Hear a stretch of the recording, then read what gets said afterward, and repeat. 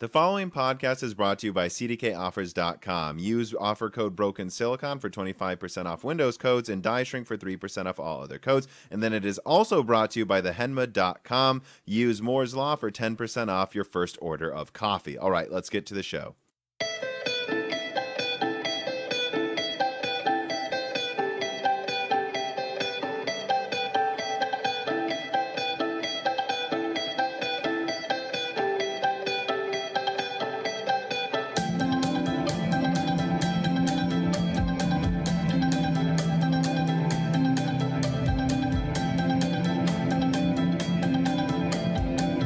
Welcome to Broken Silicon, a computer, hardware, and gaming podcast. I am your host, Tom, and I am joined, as always, on these news recap episodes by Dan.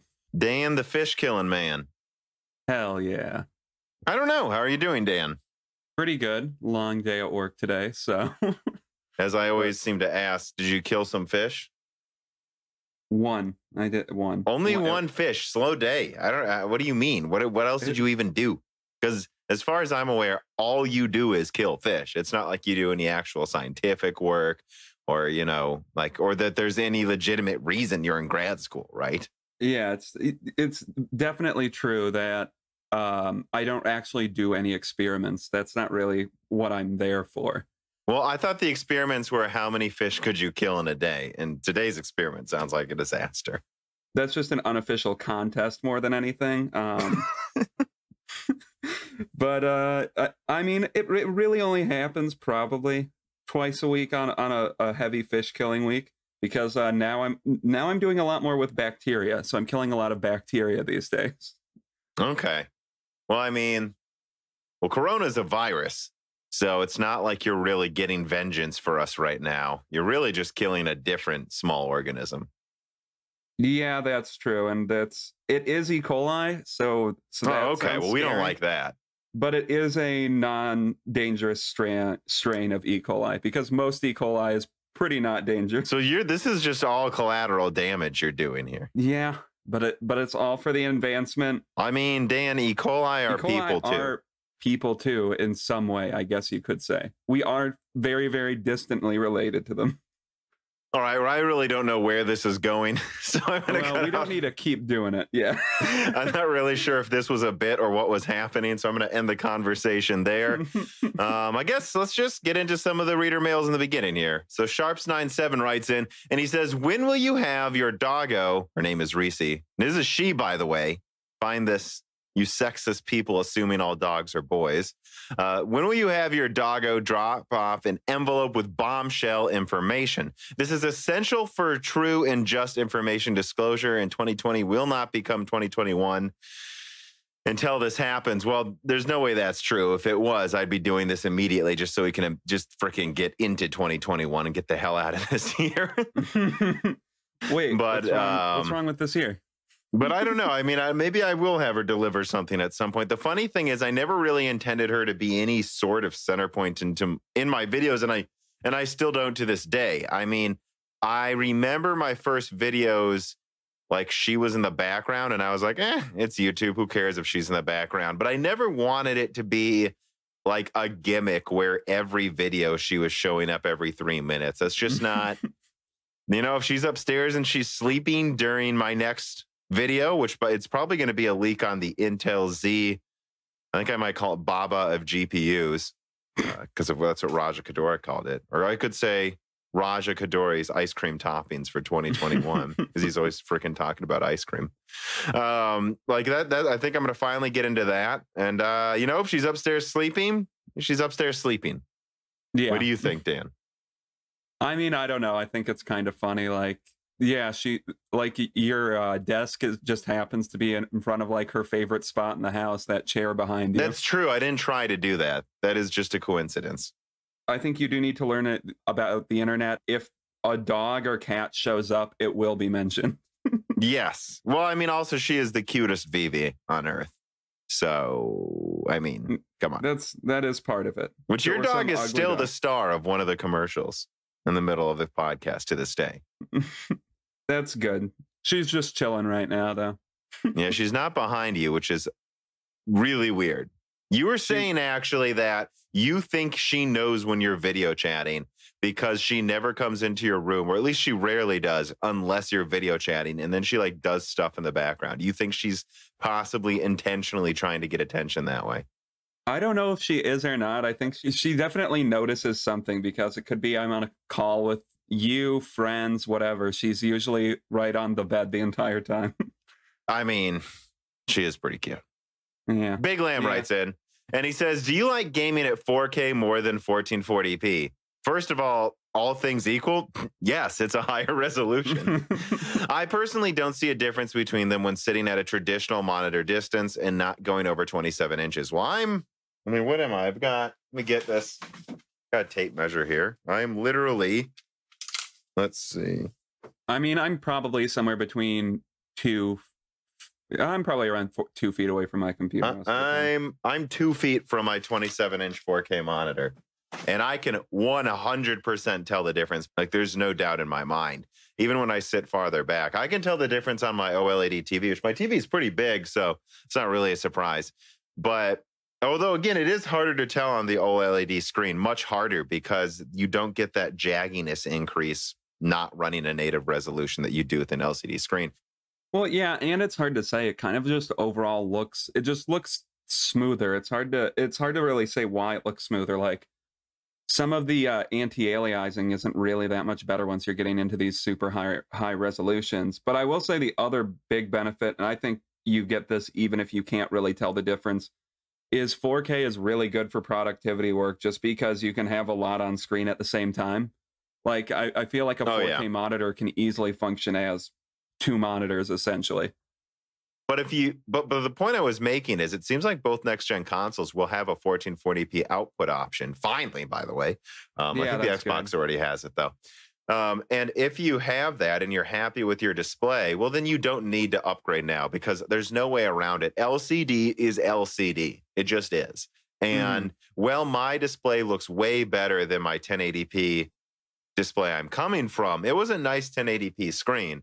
And I think it's firmly in the middle. It is not OLED. The difference to OLED is so blatantly obvious, but maybe just upgrade now if you need to upgrade, and you will avoid getting the first wave of price gouged monitors. And if you are happy with your display, don't worry about it. You don't need to get any of this stuff, Well, I mean, yeah, and that is the thing. Being an early adopter, there are benefits, as like you get the technology earlier, but you're also the beta tester for that technology. So it's not $2,000 for these 4K 120 hertz things. It's not even over $1,000 anymore if you find a good deal. And if you want 4K 120, which I like it, and I also highlight in my review, this idea that I shouldn't say hard, that it's impossible to run is ridiculous. There's literally no AAA game I have, including Battlefield 5, Metro Exodus.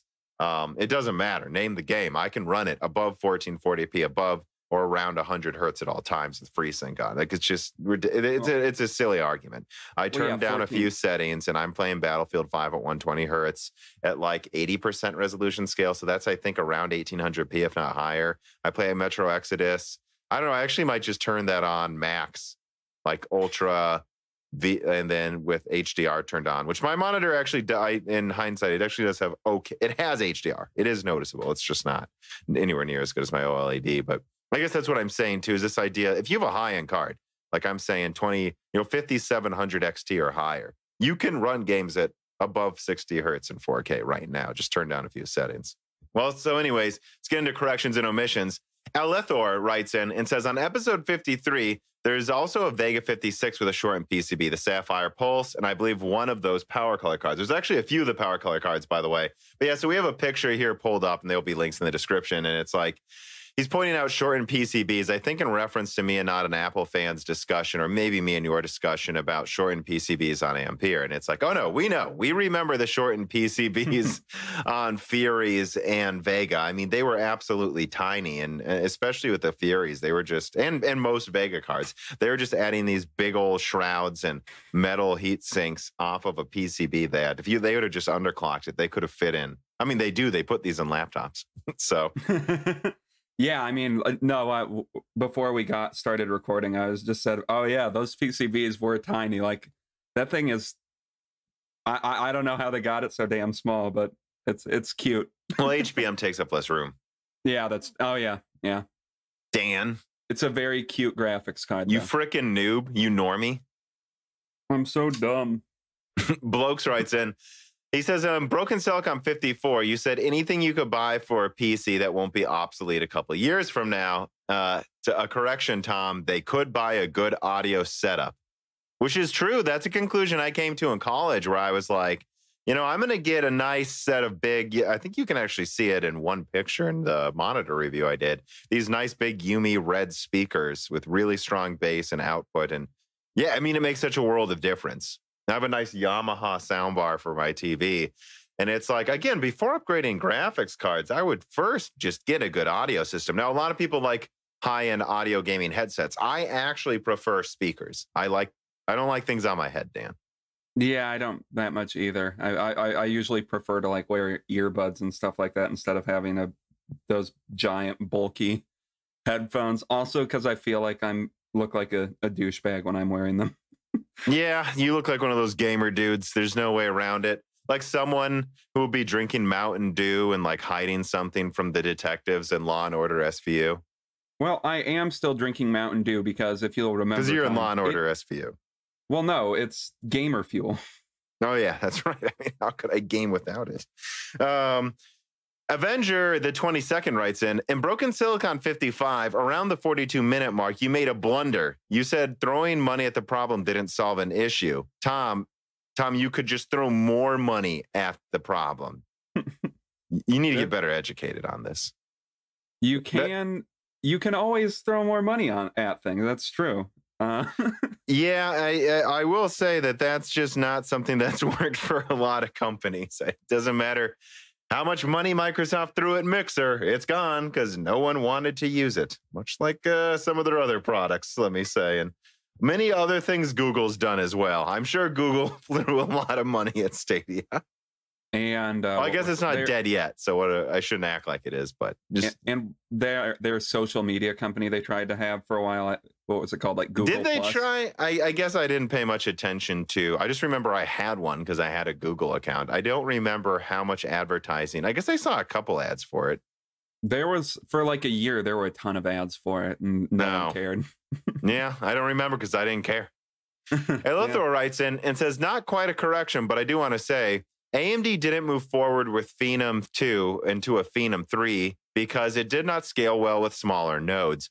Yeah, I mean, this is something I talk about all the time, and sometimes people correct me. And I understand that they probably couldn't have scaled it nearly as well as a brand new architecture.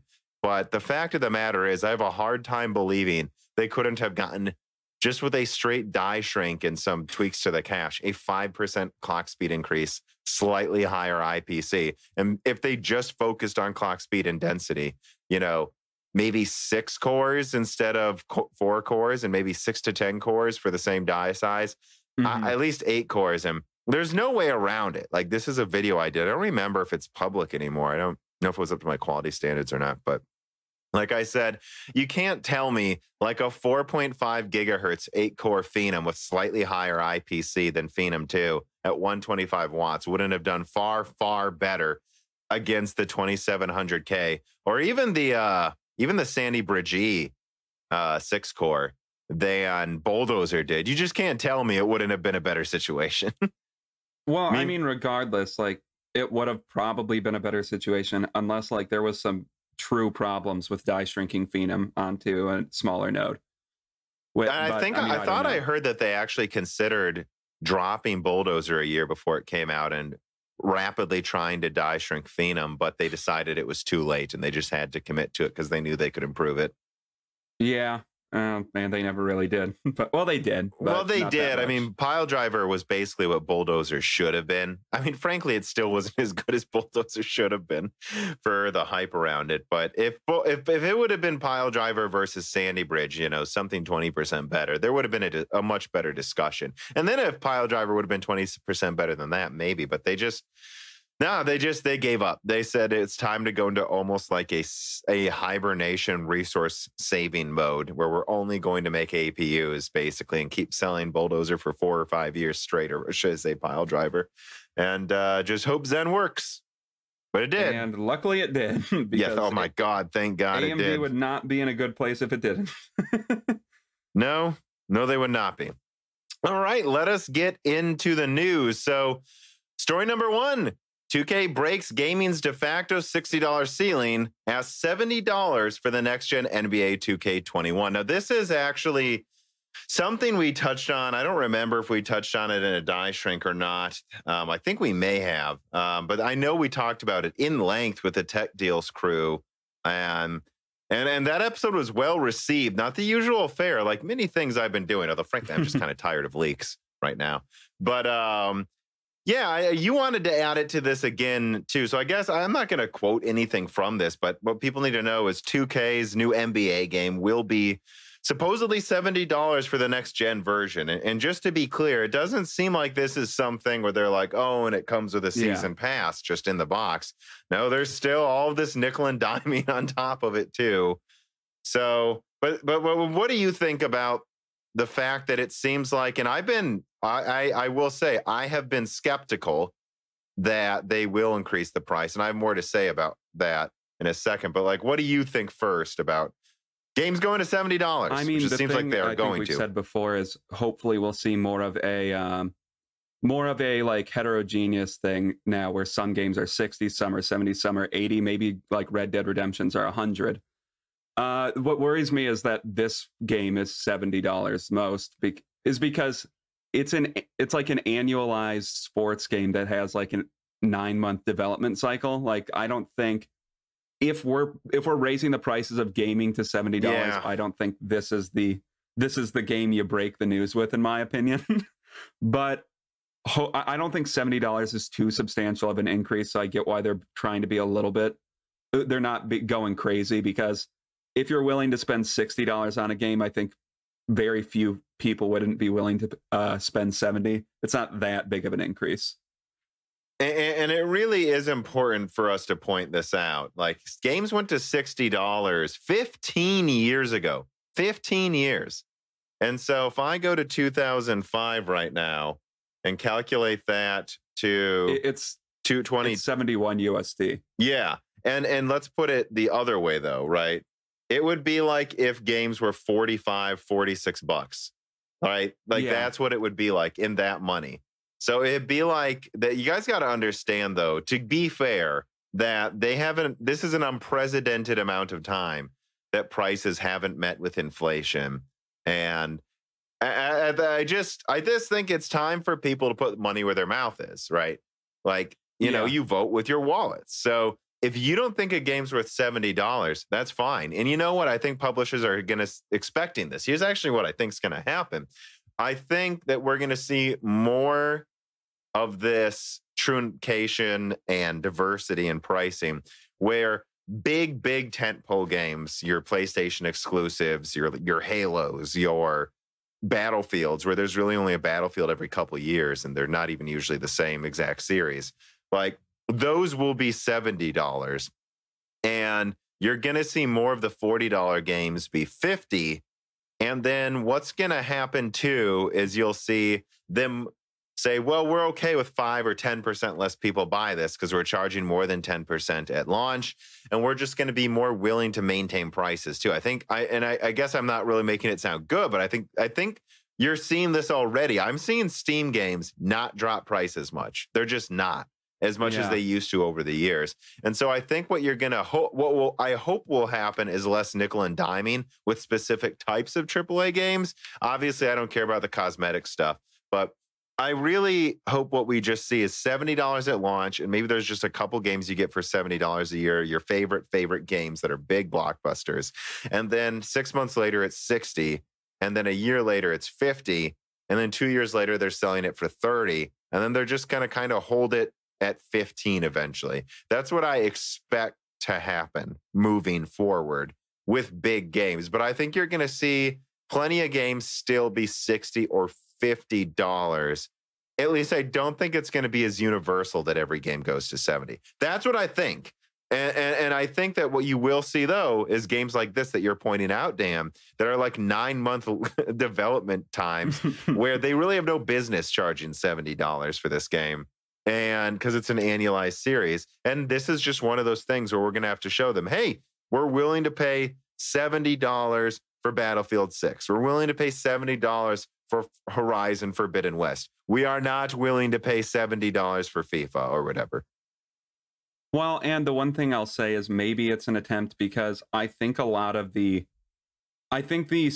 sports video game community tends to be more its own insular community than the rest of the other games communities, where a lot of people do only really like a few sports games. So maybe very few people that are super into like 2K or Madden, for example, maybe they just wouldn't be that mad. Or like, I mean, this is the only game I buy every year. Sure, I'll pay $10 more.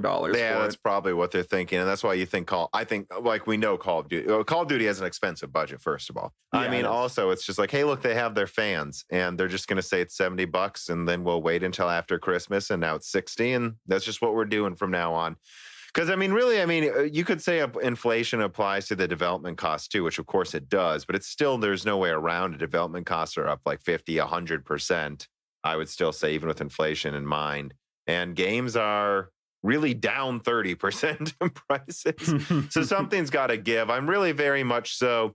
This is one of those things where I don't have much of an opinion when you just make it a blank statement. When you just say, games are $70. Like, you just say that openly and it's like, oh, okay.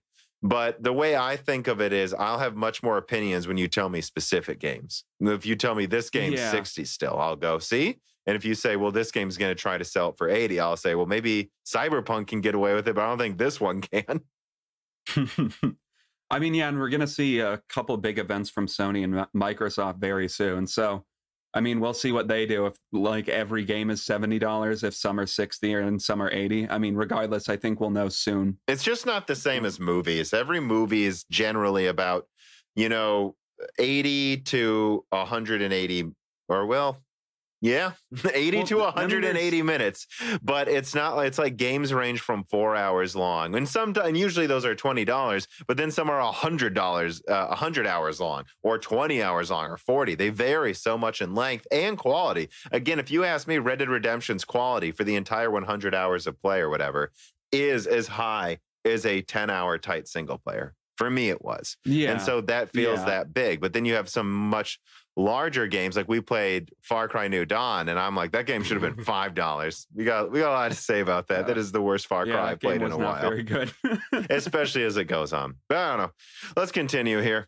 So Stavinator writes in, and he says, so with the timing of filming and with what you can find with Unreal Engine, I really find it was done on 4 and not what we have seen on 5. He's talking about The Mandalorian. And they were, so I think he's trying to say that, like, when we brought up The Mandalorian, it was done in Unreal Engine. Yeah, we never said it was done in Unreal Engine 5, guy.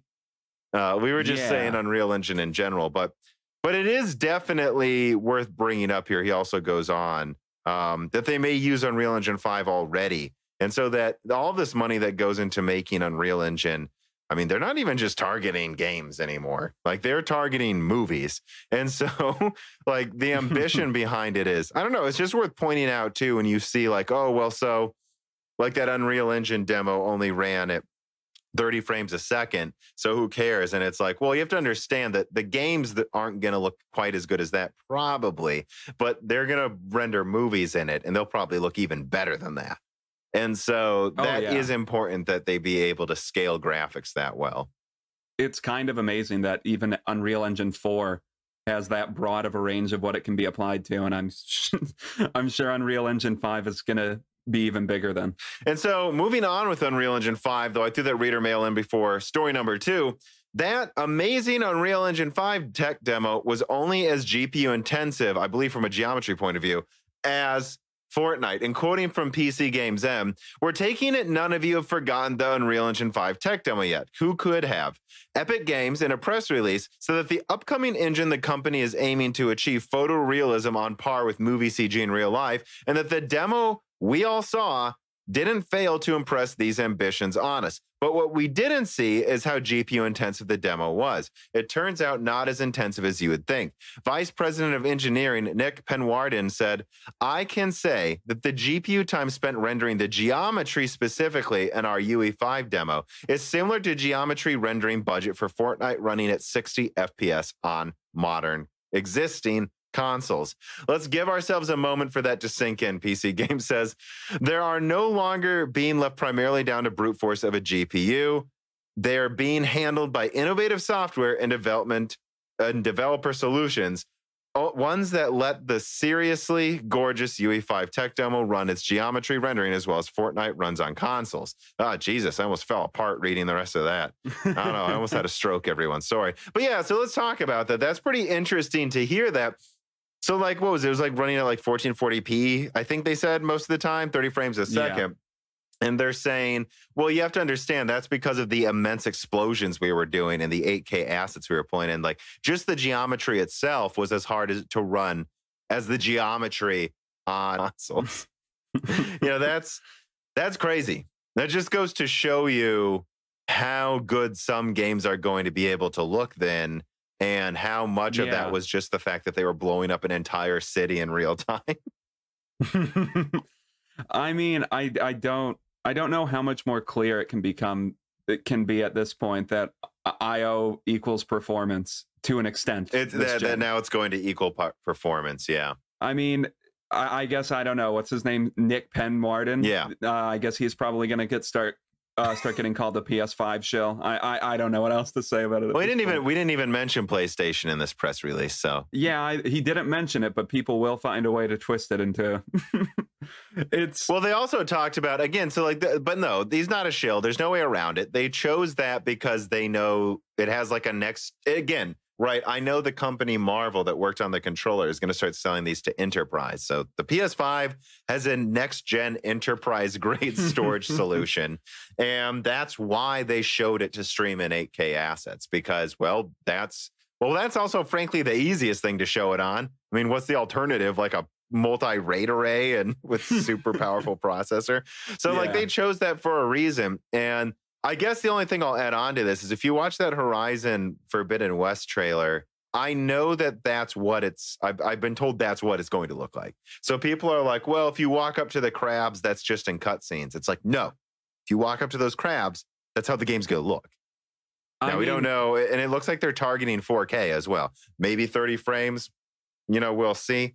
But no, they're targeting CG performance in games with Unreal Engine 5. And it's because it's not all brute force anymore. It's also your IO. And the consoles have so much more, again, like 50 times better to like 200 times better IO, depending on which console you're talking about versus last gen. Yeah, because what was it? It's like, 50 megabytes per second IO on the PS4, right? Something like that? Yeah, like on the base one and the base Xbox One because it's SATA 2. Yeah. So I just don't understand how you can see a 50x increase in a stat and not think that there might be some implications to it, and how it's been hammered home for like 2 months now that it does have performance implications. I mean, let me also correct myself. The SATA 2 limit is not 50 megabytes per second, but I was saying they were kind of targeting the slower SATA 2 meant hard drives, which tend to be 50 megabytes per second. I got to make sure I say that before we get spammed in the comments. Because they don't, it's not like they were putting good hard drives in the consoles. It wasn't the worst, but no, they were the cheaper ones for sure. Yeah. Like you'll get a boost by putting a 7,200 rotations per minute one with decent amounts of cache. You will outperform this standard one easily. Oh yeah, and that's what we always did. Yeah, well, I mean, when you say always, you mean back in the PS3 generation. Yeah. when a 320 gigabyte hard drive was like $200 goddamn dollars. I don't remember what it was. It was like 150. It was ridiculous. Now you can get a 1 terabyte SSD for half that cost. I mean, things have gotten really, really good when it comes to storage at this point, where you can get a terabyte for $100.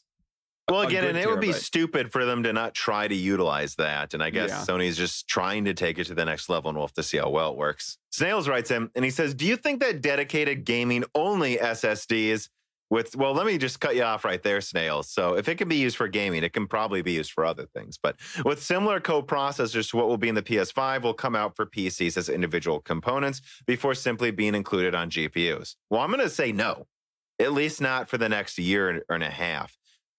He said, would these work well enough, though, in theory, that the amount of extra beef needed to overcome efficiency deficits in consoles won't be as dramatic as some people are projecting? Which, again, I think the truth about the consoles affecting, how would we put this, the quality of PC ports and how much brute force you'll need to overcome the customizations in the Xbox and PlayStation 5. Like, I think it's not as full-blown as some of the console fanboys are making it out to be. It is not going to make all PCs obsolete overnight, and that's something I think some people accuse me of. That's not what I think. But again, what I was told is that someone who's playing around with PS5 games already said it requires at least 32 gigabytes of RAM in DDR, and then you're going to need at least like an 8 gigabyte graphics card, and that's for like minimum settings. Like that's not running as well as the PS5. So there's no way around that. That's not good. That's like $200 worth of goddamn RAM to match that performance. So it's not going to make PCs obsolete, but I think it will be a legitimate problem in 2021 that will be overcome by 2022. So yeah, it's like, and it might be just because RAM gets super cheap. And then we have DDR5. Like that might be what it is. But there's a lot of people with 16 gigabytes of DDR4 that will not be happy about that. And just telling people that, oh, we'll just go buy $300 worth of components on top of your already $1,500 build, most people won't be happy. But I don't think it's as easy to just add right now either, though, Snails. You just can't add that. Like the design cost is expensive, but not if you're making 100 million consoles. So putting all that work in an R&D early to make something, it really doesn't cost that much extra to build once you've gotten the design costs in. But with how varied PC builds are, no, I don't think you can just do it. I don't. I'm sorry, I don't. And with a simpler solution, which is probably the solution that will most likely happen, is once again, like we keep saying, brute force. A very likely solution is it's just every computer has 32 to 64 gigs of RAM in the future. And to play a game, they require you to at least have like, I don't know, a SATA 3 SSD. Well, to even boot the game, you'll need a SATA 3 SSD, but people forget that SATA doesn't let you send, I believe, people can correct me if I'm wrong, but the protocol is vastly inferior to NVMe, guys, right? To these PCIe lanes that we use for M.2 drives. So this idea that your SATA will just work because it's an SSD, well, in some games, I think they will just require SATA. Don't get me wrong, because that's how they'll build the file structure. But they can't send data back and forth. Right. So basically, it's now half the bandwidth again. So now you're at what? Like a 10th, like 250 megabytes per second, because you can only send data in one direction at a time, which isn't always the case that you need to send it both ways, but it might be for some of these next gen games. And so what? So what is that then? 250 megabytes? So now we're at what? Like a 10th the bandwidth of even the uncompressed Xbox before we even get into the PlayStation 5. Like, it's just not going to cut it. There's going to be requirements for NVMe drives within a couple of years, guys. Like, I just think there will be. And I think SATA's just going to, SATA SSDs will replace hard drives because, frankly, they're almost as cheap as hard drives anyways, by the way. Yeah, and like I said earlier, NVMe drives aren't that expensive at this point, so it's not that bad. They're often cheaper now than SATA alternatives. Yeah. Sage of Geeks writes in, and he says, "Okay, so we know what geometry engine is. I'm just reading this is how he worded it. Is in the Xbox. Not saying it is RDNA 3, but it's definitely RDNA 2 because geometry engine powerful by DirectX 12 Ultimate." Tom, you need to watch Microsoft GameStack stuff. So I wasn't sure if I wanted to include this reader mail, but I just kind of have to as a PSA. Dude, we literally said the Xbox has better than RDNA 2 in some of its features and multiple broken silicons, at least for gaming purposes. Again, I don't, although they plan to use it for a server APU, so it might have all the compute stuff as well. So I'm just going to put this out there. Like, I don't need to watch these GameStack videos because I've been talking to people who have Xbox dev kits for months, actual people. And so I'm just going to say this, Sage. I'm sorry, ma'am. You're now barred from submitting questions about consoles. And the reason I have to is because it's not fair to the other patrons. When I see a thing, I do research and I have to type this up and put it into the script. And I could have added another reader mail, which we get tons now instead. And so, like, the fact that you literally said that I said it wasn't RDNA 2 tells me you're not even listening to any of the Xbox parts we talk about. And so it's like, you need to take a break, man. You need to take a break from submitting reader mails because it's just not fair to the other supporters. And again, the fact that you say we know it's RDNA 2, well, I'm telling you it's better, so no. What else, do you want to add anything, Dan? Like, I hate to do this. I almost didn't comment on it, but I just need to put this out there. Like, he's spammed my inbox with emails about Xbox stuff, which I already knew. And then he just will submit reader mails where he insults us. And you guys might be our Patreon supporters. You're not allowed to insult us in reader mails. You're not allowed to insult us on Discord.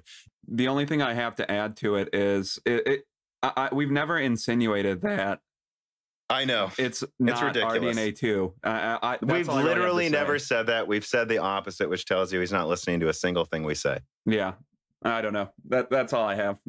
So this is one of those weird situations because if I don't, it's like I'm ignoring you. But it's like, well, I'm not ignoring you. It's just you're spamming us with stuff we've talked about. And that's unfair to the other patrons. So I don't know. I don't want to spend much more time on it. But let that just be a reminder to everyone. Like, even if you support us, you're not allowed to insult us.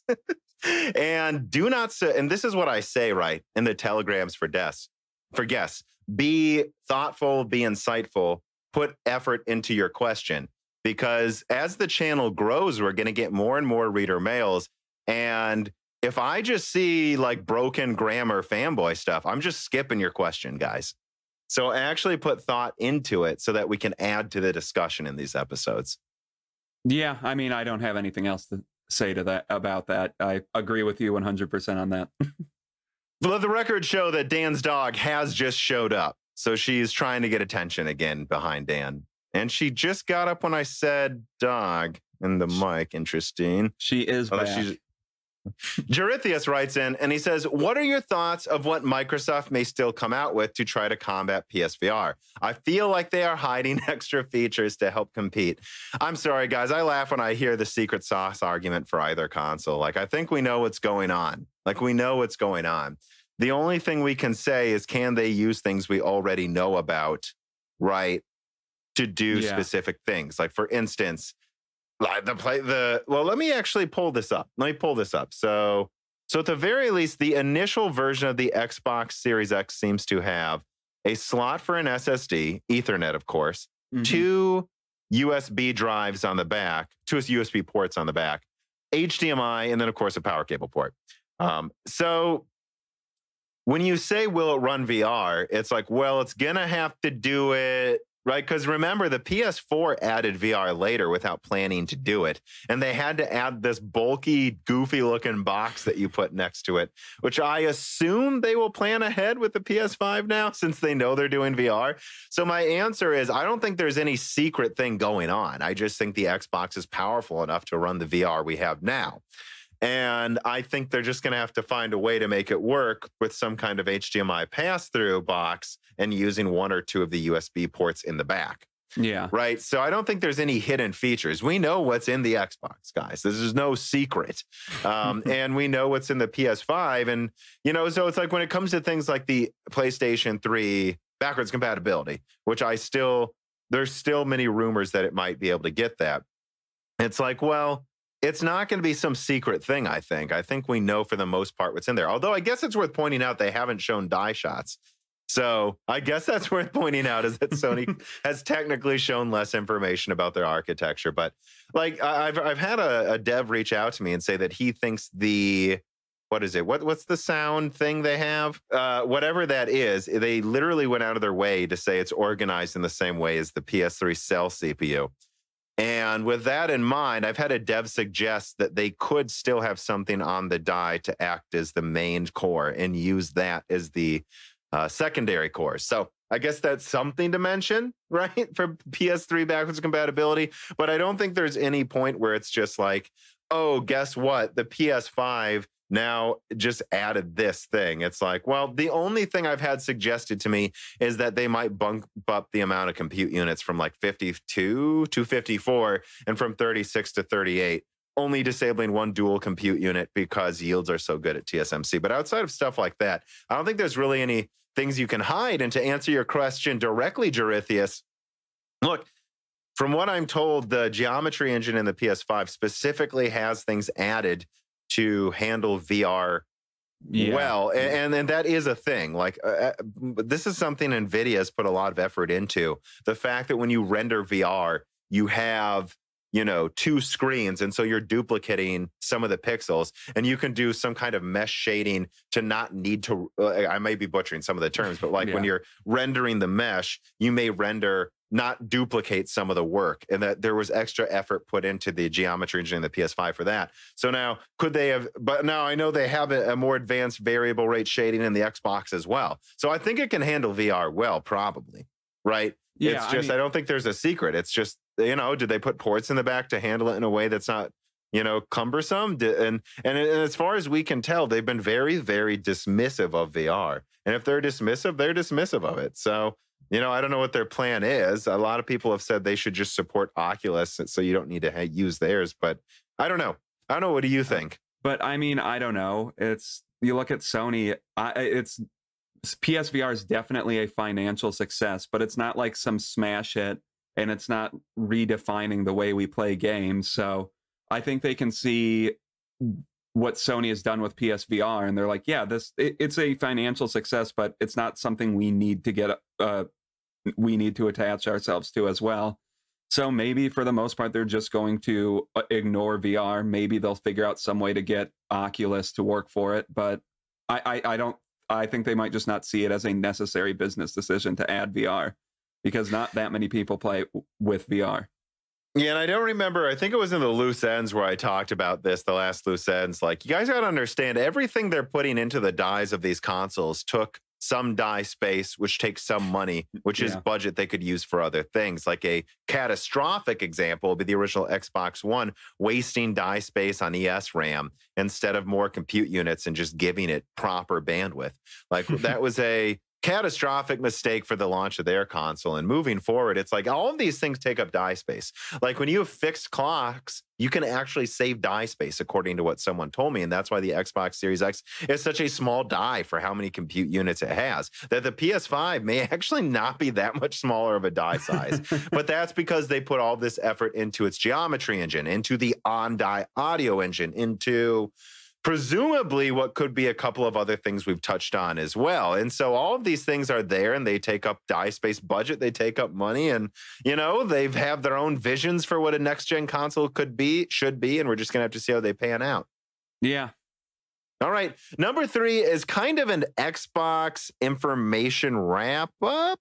Like, I added like all of these things together, like just to touch on some of the recent Xbox news, because there has been so much Xbox news recently. So, for instance, it sounds like the Xbox Series S is really coming, and I always knew they were considering going with it. I talked about this in Loose Ends, I believe, and in the Tech Deals podcast episode, and that now I've had a couple people reach out and say, "Oh no, it's definitely coming." And then we saw PCB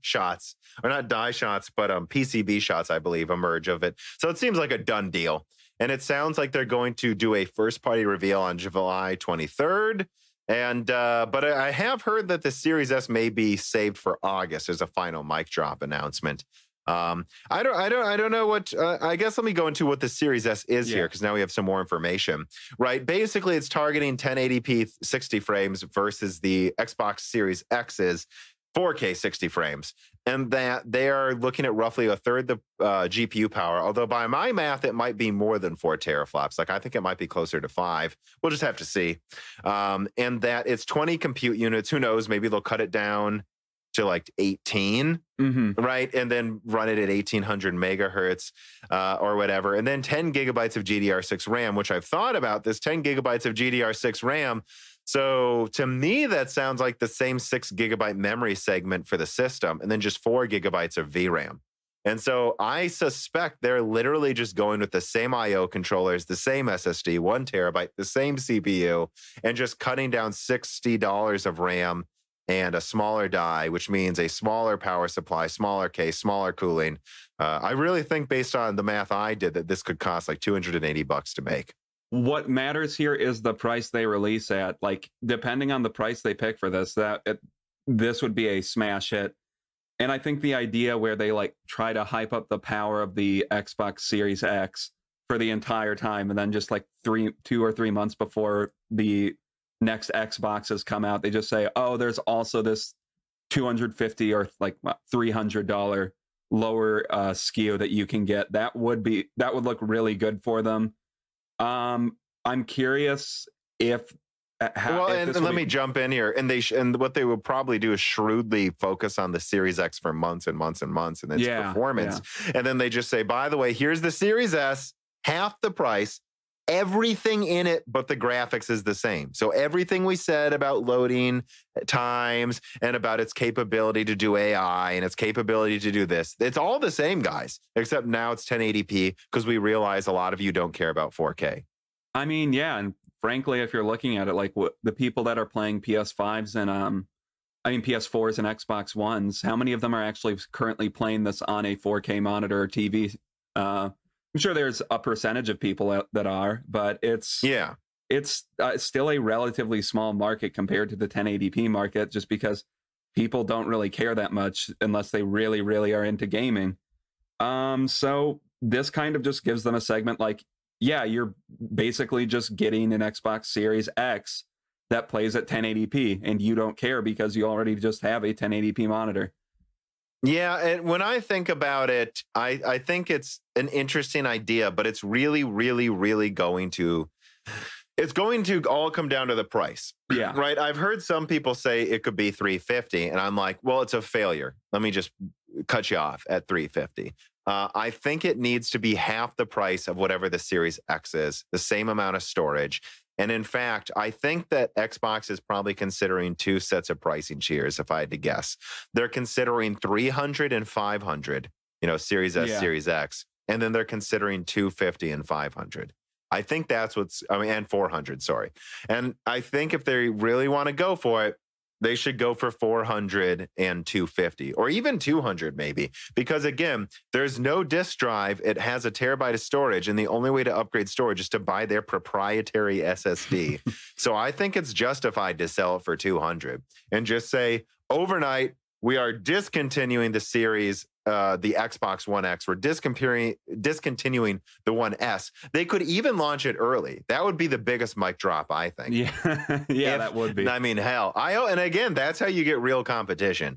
Like, if they just said Series X will be out in November, this August, go get the Series S now. We're discontinuing the One X. In fact, Dan's smiling because I think me and you are realizing how freaking ballsy of how crazy that would be if they did that. I'm actually excited. I hope they do. That'd be nuts. Well, this would be the most interesting gen ever if that happens, by the way, everybody. Yeah, I mean, and like you said earlier, it is truly, the Xbox Series X truly is an Xbox. Like, this is you are completely locked into their community. You have to buy games through them. You have to buy upgrades through them. But if you're getting it for $250, that is a deal a lot of people would be willing to make, and I don't think it's a stupid deal. If it's $350 though, I agree, it's a failure. It can't be any more than $300 in my opinion. No, and I really even think 250 is the sweet spot, like really just targeting that. And I think that with game prices going up to $70 for a lot of them, who knows how many, maybe most of them, we'll see. I think this would make their Xbox Ultimate Game Pass, strategy even more tantalizing. Like, and I said $20 mostly. I said it could be $25, and I really think $20 is the most what I'm talking about is this idea of them giving it to you for free if you sign a 2-year contract. I honestly think what they should just do is $15, 2-year contract. You get like 5-6 free games a month. Done. we just hand you the console. And if they did that and then they announced it's coming out in August before the PS5 launches, that would be such an aggressive move to capture a massive amount of our market share early. It'd be nuts. It really would be nuts. And I hope they do, because it really doesn't matter who you are, right? This will bring competition to PC game prices. I mean, this will make AMD and Nvidia, especially Nvidia, really think twice about overcharging when Microsoft's just giving away a gaming console. Like, how much are you going to make that 250 Ti cost when they're just giving away something that's, you know, around well, probably not as strong as it actually, but nearly as strong. But you know, that's true. I mean, not 250 Ti, I mean 350 Ti from Ampere. You know, and so, yeah, the last thing I'll close on, just for if there are any PlayStation fans listening, which I know there are, like, there are more rumors coming out about the PS5's cost. And there's a rumor that digital could be $350 or $329 and the disc-based version $450. Which, if they did that, or that's $429. That's also insanely aggressive. And again, looking at at least my estimate for the bill of materials, I think it costs about $450 to make for the disc-based version. And when they lock you into their digital storefront, even though Sony will let you buy your own upgradable SSDs in the future, that's still a big deal. And so, like, I could see them taking a 20% loss. They've done that with plenty of consoles, and having the digital version be $350, and then the disc version sold at cost for $450. I could honestly see it, and that's why I say if they do $300, Sony would consider just going $350 for the digital version and be like, sure, $50 more, triple the performance with instant loading. What are you thinking? You know, and that's why it's got to be $250 or even free with a contract, which would be just, again, the idea that they would be able to make that early too is what makes me really excited. Like, how crazy it would be if Microsoft was just like out in 2 weeks. Oh yeah, that would be big. I mean, that would force Sony to immediately show its hand too. and stop screwing around. Yeah. Yeah. Hey everybody, Tom jumping in here with a last minute addition. And by the way, there's going to be more later in the episode. There's just so much news that came out right after we were done recording. I just wanted to point out here that yes, more information is coming out that Sony will be holding a big event in August right next to Microsoft's planned Xbox Series S event. Supposedly, it's still mostly a rumor, but I just want to add more fuel to this fire that it really sounds like there's going to be a big Xbox first party event in a couple weeks, and then that will be followed up in early August by a big Sony event, and then another Microsoft event. All will be revealed, it sounds like, within a month and a half. And it really sounds like, again, based on other new rumors coming out since we recorded, that both of these consoles are going to be very aggressively priced. And yeah, that's exciting. All right, back to the show. All right, so Matthew Lane writes in and says, when I look at the task manager in a game like Doom Eternal, I see all 32 threads evenly used. The game runs amazingly on even moderate hardware because it's built properly. I'm wondering, how long until game devs generally do it right as they did with Doom Eternal? Games with much higher budgets have horrible performance efficiency half the time. I really hope the new MS Flight Sim will run super smooth like Doom, because that's a huge for that kind of game. And, you know, I'll add on Battlefield 5. It displaces across like 12 cores pretty evenly on my 3950X. And I know it does on your 2700X, right, Dan? Pretty well. Less. I think the scheduling for the 3950X is definitely better than what I have, but it's good. Yeah. And then, like, also even Mountain Blade Bannerlord, we were playing a ton a couple months ago, like that uses multiple cores pretty well, actually, which it needs to when it shows 1,000 enemies on screen with AI dynamically running. Yeah, I mean, I think this is a big deal. It's a big deal for why some people are now choosing to buy processors with 32 threads. I mean, it's inevitable that game devs are going to start using the full power of those processors. And I don't know, I guess it doesn't surprise me that Doom Eternal is one of those. They always seem to be a pretty software focused company that makes good, well-running software. Efficiently running games. Yeah, I mean, the one thing I will say is there are plenty of games that could be optimized better, but I'm going to be honest, Matthew, more and more in my experience, games are actually being optimized pretty well. And if they're not, they're easy to run. Yeah, that's true. In my experience lately. It's certainly way better than it used to be. And I honestly expect this decision to not be that big of a thing, not much of a discussion going into next year. Although actually, there is one thing that has scheduling issues. And let me just skip ahead to what I have down here as story number 5. Intel Lakefield tested. It's disappointing. And also, Apple dropped Intel supposedly due to their software issues. So I kind of combined these as 2 Intel things into one. But let me quote here from the Intel Lakefield test, links in the description. The laptop hardware gurus over at Notebook Check have gotten their hands on Samsung's Lakefield Power Galaxy Book S, utilizing Intel's first hybrid processor with Foveros 3D stacking. As you can see below, Cinebench R15's workload is pushed from core to core, keeping the workload off of Lakefield's stronger Sunny Cove CPU core much of the time. This behavior severely limits Lakefield's Cinebench R15 performance, as most of the processor's work is being done on the processor's low-power Atom Tremont cores. Could this be mitigated with future Windows updates? Perhaps, but it's also possible that a single high-performance core is simply not enough to make big. LITTLE style x86 processors work on PC. Every application would ideally be running on Lakefield's fastest Sunny Cove core, and that level of competition could cause an unnecessary amount of core switching. Having 2 Sunny Cove cores maybe would allow the application to run on more big cores, something which could limit this unnecessary core happening. Yeah, so I guess before we touch on the Apple thing, let's just say this is something I touched on in my Alder Lake and Sapphire Rapids leak, where one source specifically said, keep in mind Lakefield is probably going to run like junk the first couple months it came out. So I was specifically warned about this. At the same time, looking at my Alder Lake information, I see that they have the 8+8, 8 Atom cores, 8 Golden Cove cores, but there were also a significant, I didn't see, that was it. I didn't see any 6+6, 8+6, or any 4, like 4+6 situations.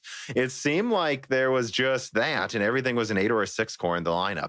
So I'm told there are probably other big little things in the Alder Lake lineup, but that I don't know, that there's a chance it just also might not pan out. I hope it does pan out. I don't know. What do you think about this?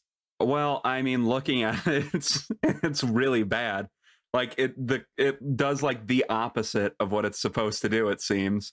So that's not good. I mean, I hope it doesn't spell a bad future for Alder Lake or Intel's hybrid architectures in general, because it seems like they're really banking on the big little thing with Alder Lake, at least at their higher end lineup, as a way of scaling with multiple ring buses, right? Because they can't effectively, so they've had 12 core ring buses before, but they clearly want to keep it below 10 per ring bus. And so this is kind of one of their ways of getting around that and being able to make the argument, oh, we have super high IPC, super low latency, but then don't worry, we understand you use more cores now. I don't know. I guess we'll see. Just remember how badly like Threadripper worked when it first came out. Yeah, that's true. I would just say, hey, if this doesn't work at all well, if it's still this bad by December, that is worrisome for Intel's future. Because I do think there is an argument to the more cores. Like they do jump around the hardest to run apps usually between the most powerful cores to not. Because I'm sure there's just a ton of heat density on just having one powerful core. So perhaps this was silly for them to not at least give it 2 Sunny Cove cores. But I don't know. All we know is that at the very least, this doesn't seem that much better so far than the dual core 4-thread Y processors that they still sell, like Amber Lake. Yeah. I mean, yeah, it's a shame. Although this is half the die space, so it's like, I guess that's worth remembering if it's around the same performance. Yeah, that's true. I mean, it's a shame. Hopefully they're able to fix it through software patches, but we'll see if they are.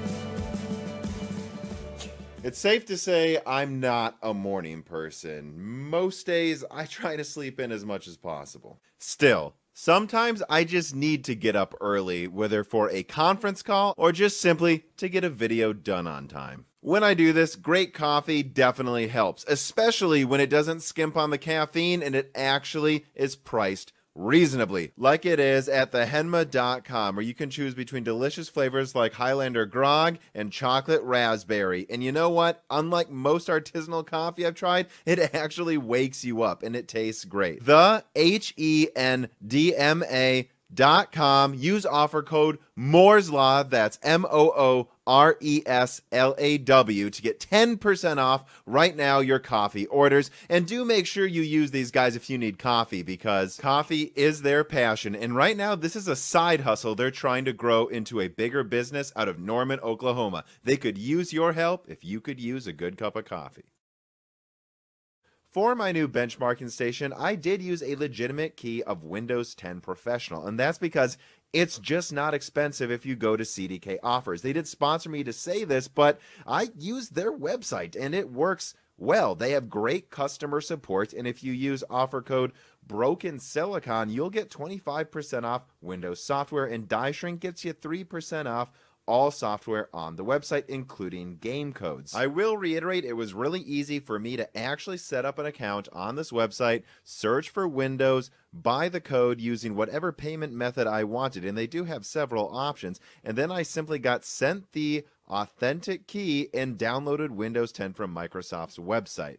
Save yourself some money to get more bones for your dog, and don't stress yourself out using illegitimate keys. These are real keys, and they did sponsor this part of the video. So one more time, that's cdkoffers.com. Use Die Shrink for 3% off all software on the website, including Steam games, and Broken Silicon for 25% off software. All right, now let's get to the benchmarking.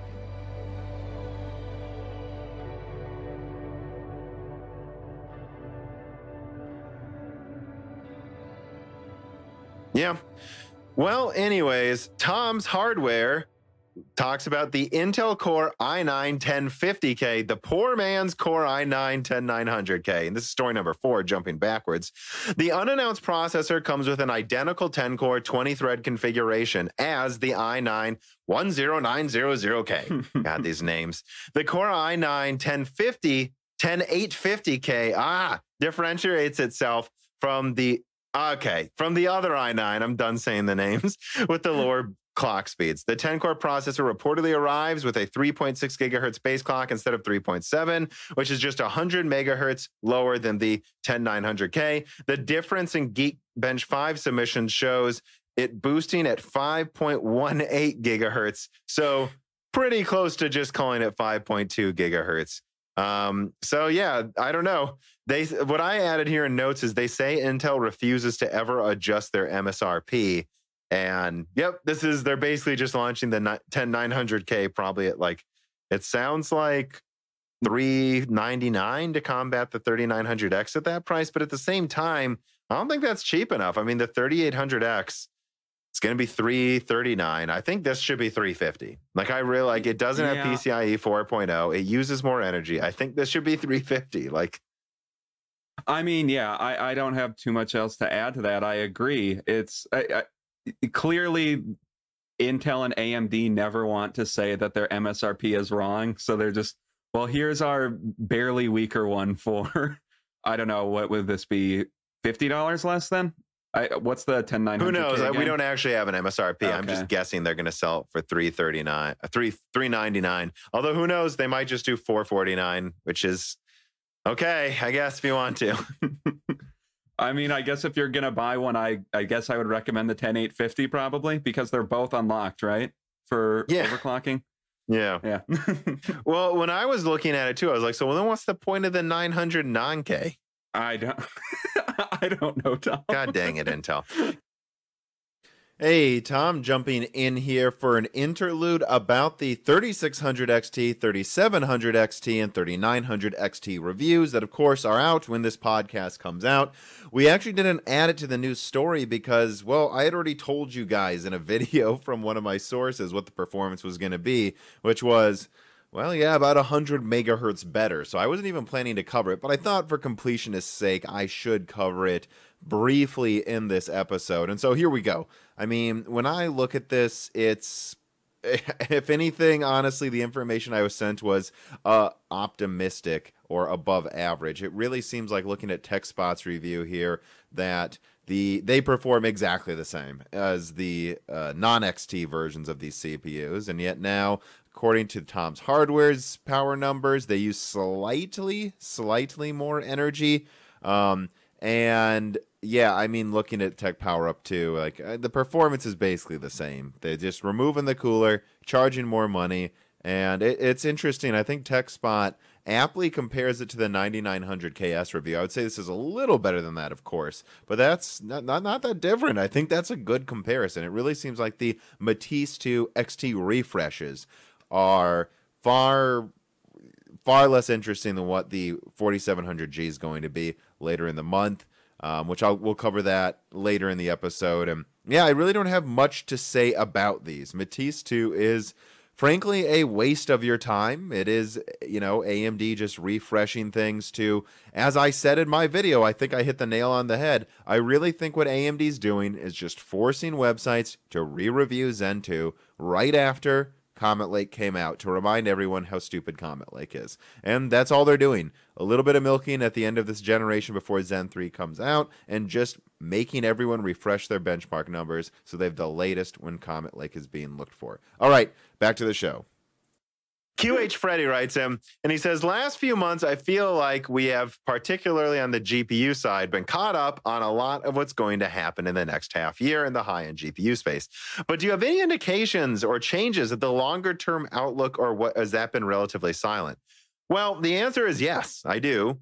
But I don't see a point in rushing out things that are 2 years away, especially because how much of that changes. I mean, look at the Zen 3 leak I did, where it turned out there were, I think, 2 design teams, and the SMT4 design team lost. Yeah. And at the very least, I mean, I'm doing a Z video. That's something I'm working on. So I'm excited to get, that'll probably be my next big leak video, hopefully within a week. That I can get that out. When it comes to NVIDIA and AMD, I'll just say that it sounds like there will be big efficiency and geometry enhancements in RDNA 3, and Hopper looks like it might go to a multi-GPU design. Outside of that, I don't have much to add. I've also heard Hopper will come at the end of 2021, potentially, but I guess we'll just have to see. That'd be a quick follow-up after Ampere if they did. Yeah, especially after... Relative to the others, I guess. Especially after Ampere not Ampere, Turing for 2 years. Yeah. Dragon Eddie writes in, and he says, is it just me, or is Intel still trying to get attention via false shady comparisons? Well, of course they are. I mean, people keep saying, what do you think about Intel's new shady tactics? And I'm like, nothing. This is what they're doing 24/7, guys. Like, I can't do a video every time I see them doing something, or every time, something Ryan Shroud or whatever, just tweets some insanely dumb thing. Like, I don't, he says, like, the industrial cooled 5 gigahertz 28 core. That said, AMD also put misinformation out on theirs. I don't know. Again, guys, like, I think you got to understand, there's a lot of marketing speak. It's like, it's when you see things like the 5 gigahertz 28 core that was truly ridiculous, although they were paying for that. So it's like, I think it backfired on them, honestly. Yeah. And it's just for a lot of the other stuff. It's like, are you asking them to not portray their stuff in the most positive light they can? Like with that 28 core where they were basically just lying. I mean, that's different. They had a 1,000 watt refrigerator. That's awesome. I know. But I mean, and I think you always have to expect when you're hearing the information from the person who's trying to sell it to you, you have to understand they're trying to show it to you in a positive light, not in an honest light. So you do need to cut through some of the bullshit. Yeah. All right, story number 6. Intel confirms Alder Lake S is going to require LGA 1700, and this is something I confirmed last year. I believe, I think actually in January, I technically confirmed that in my first Alder Lake leak video. It says the leak actually comes from Intel, so it should be rather considered news. But their development resource website, which is not made public for obvious reasons, can still be used to browse password-protected documents from time to time. One of such websites lists new information on the Alder Lake series. The name and socket are now officially confirmed. So we can say it's Alder Lake. We can say it's LGA 1700. And this is on the official website, the first confirmation directly from Intel on this information. I guess the one thing I would add is they're getting pretty close to HEDT socket sizes. Because what is HEDT at right now, if you remember? Like that's 2066 for Intel, I believe. Okay, so still significantly. Well, for the pins, smaller HEDT, they also have that 28 core one. Remember, yeah, that's like almost 4,000 or something. I mean, I don't know how much else I have to add to this. It's nice to see that we can finally just say for sure we know it's Alder Lake and we know it's LGA 1700. Yeah, I mean, that tells you what I like seeing when I see stuff like this is simply knowing, okay, so that other set of information I had that said this too, guys, is probably all correct. Yeah, it gives you indication that what you've been talking about, well, and everyone has been talking about is pretty accurate. Yeah. Duramish writes in, he says, do you think gamers and tubers are going to be ready from a cultural point of view for the shift to shorter product cycles? 1600 AF, then all of a sudden the XT refreshes. I mean, look, we're already forgetting about the 1600 AF, actually. It's a good point. The super lineup, the best in any price range, could be changing a couple times every year. I actually really love this question, Duramish. I appreciate this because it is an interesting question that so many people that speculate on rumors, right? There's a difference, right? Sometimes I'm speculating on what other people say, and there's sometimes where I just have my own information I'm sure of, right? Like all my Intel stuff, frankly, I'm the most sure of. And I think what makes someone, things are moving targets, and this is a new world we live in. And there's some tech tubers I've seen come to some pretty ridiculous conclusions because they didn't understand how much faster things are moving. Like, again, I won't name names, but there were a couple of tech channels in 2018 that said there's no way in hell the next gen consoles will be around a 2080 or 2080 Ti and have an SSD. And they're just wildly wrong. And the people like me and others and a few others that said that's absolutely going to happen are proven right. And people are having a hard time coming to terms after like 5 years of stagnation, in many ways in the GPU space, not just the CPU, that things are changing again. And that, like, you would see people say, wait, so there is a Matisse 2, so we're going to get refreshed clock speeds on Zen 2. Oh, that must mean Zen 3 is delayed. Nope. That is not what that means. The 1600 AF, I made the mistake of thinking the 1600 AF and the 1200 AF's launch meant that they won't launch a quad-core Zen 2. Yeah, we did. I made that mistake. Wrong. They're just happy to make both so that they can diversify their lineup because it costs them nothing to keep selling both of them from different suppliers. And so that's something we all have to come to terms with. And I don't know, Dan, what do you think about this? Well, I mean, I think for people that are smart, I think it takes a couple getting it wrong a couple times to adjust your view. But like with the 1600 AF, like you just said, and the people with Matisse 2 saying that means Zen 3 is delayed. Well, no, it's not. So adjust your thinking. And from a cultural standpoint, once you've adjusted your thinking, it shouldn't be that hard to keep up with what's going on anymore. Yeah. So let me move on. This is kind of a AMD information wrap up. I titled story number 7, Igor's lab, and then I put in quotation marks, exclusively confirms that Moore's law is dead, already reported, just like his Ampere leaks, by the way.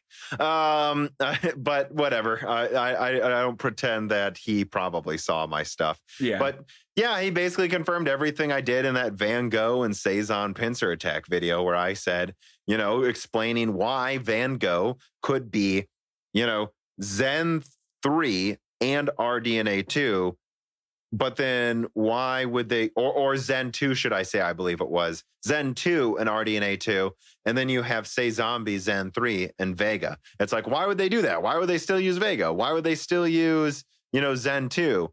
It's like, well, they take up different amounts of die space, and it takes design costs. Like these are complex SoCs. Like this is something Intel's starting to get good at making as well. But you still have these really powerful combinations of different products from AMD's, product stack, and putting Zen 3 with a Vega 8 CU. Okay, so we don't need to redesign half of this chip then, or like a third of the chip, and that makes it much easier. And if Cezanne is truly meant to be a Renoir replacement, which is to say their budget chip, well, they want a powerful high IPC 8-core, and then the graphics don't really matter. The graphics are only really going to be used in cut down versions in budget laptops. So just 8 Vega CUs is fine. Doesn't matter. And Van Gogh, why would they go with with RDNA 2? Maybe with more CUs. Again, I wonder if Van Gogh is like a pared down version of what's in the Xbox Series S. That's what I've always suspected. You know, that one makes sense to just use Zen 2 because that doesn't take up a lot of die space. It's not going to get a discrete GPU. And so I got news for you guys. It's around as strong as a 2700X. That's more than powerful enough for like a 12 to 24 CU RDNA 2 chip. They don't need to use the extra die space on the cache and the Zen 3 enhancements. Like that's a powerful enough CPU. And what we're all talking about on this channel, we're not crazy. We're getting confirmation. Closer and closer. Right, yeah, I named this video Sampling AMD and Nvidia, and it's because it feels like all of these stories are ES sample stories.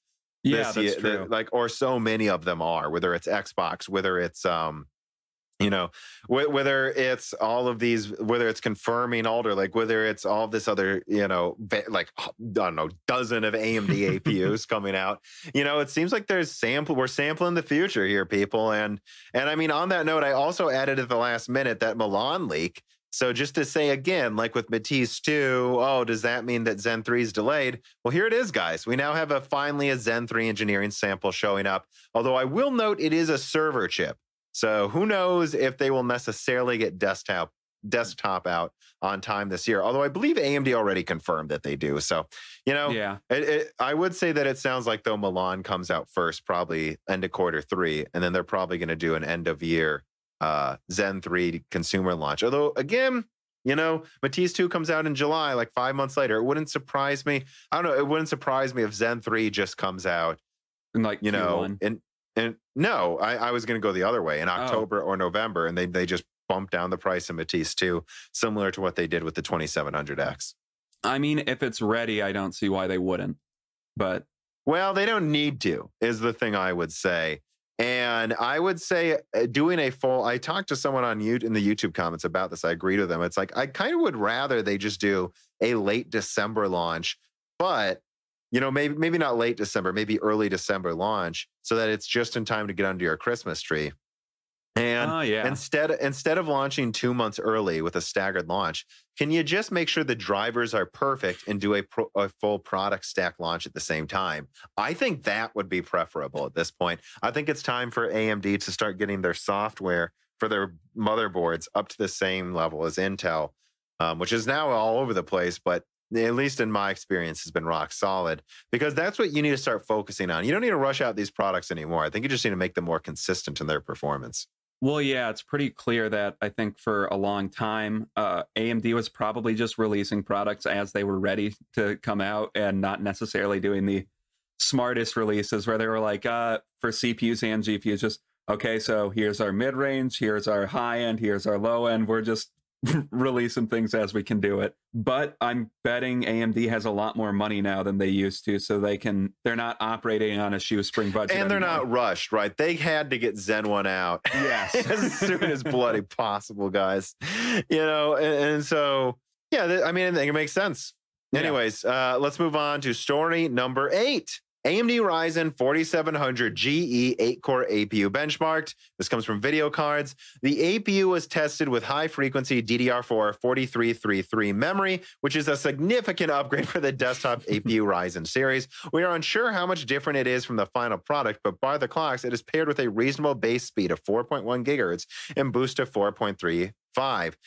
That's probably final clocks. The Infinity Fabric Link clock speed, FCLK, was maintained at 2166 megahertz, which mine is at 1900, and that's like the fastest you can ever get them, by the way. So this is big. But TechLab reports that Renoir's APU can maintain FCLK around 2200 megahertz. It achieves a 49.1 nanosecond latency with the hardware configuration mentioned below, and it even dropped down to 47.6 when it was overclocked to 4.4 gigahertz, and the platform changed to a Crosshair Impact 8. Oh, I think that's mine. It's my motherboard. Such latency is even lower than the Ryzen Matisse series, which sees 60 to 70 nanoseconds. So not half the latency, but my God, man, there it is. That's why Renoir can have 1/4 the L3 cache, because its latency is so much faster. I gotta say, if this has, you're starting to see it. I've seen other people look at other leaks coming out about Renoir now, and they're saying, yeah, it's basically, it edges out a 3800X. So this goes into my 4700G video where I said they're going to call it a 4700G because they believe it's better than the 3800X. And this might be their $300 8-core CPU replacing a 4700X.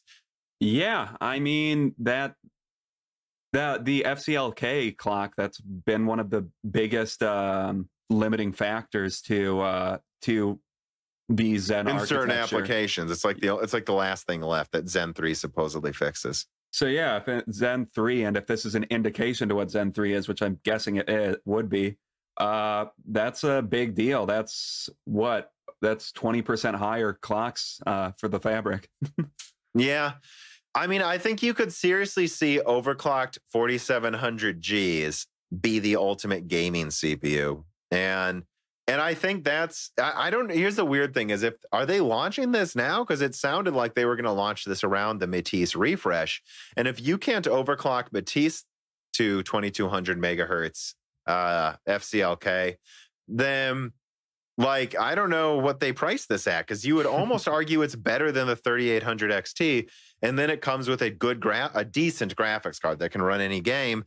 At that point, though, you wonder, though, there are rumors it might not have PCIe 4.0, which if it doesn't, then it's like, okay, well, I guess it's just this weird product. But hey, Tom here jumping in with yet another interlude about the 4700G, or should I say also the 4750G, 4650G. There's new leaks coming out with changes in the names of Renoir, and that's not really important, like I say. Don't worry about the name. What's important to note here is it seems like these things can overclock above even Matisse 2 all cores. One overclocker is claiming he's gotten it on, reasonable cooling to about 4.7 gigahertz and FCLK clocks above 2.1 gigahertz. When I hear that, I go, well, look, there's just going to be plenty of games where this outperforms even a 3800 XT.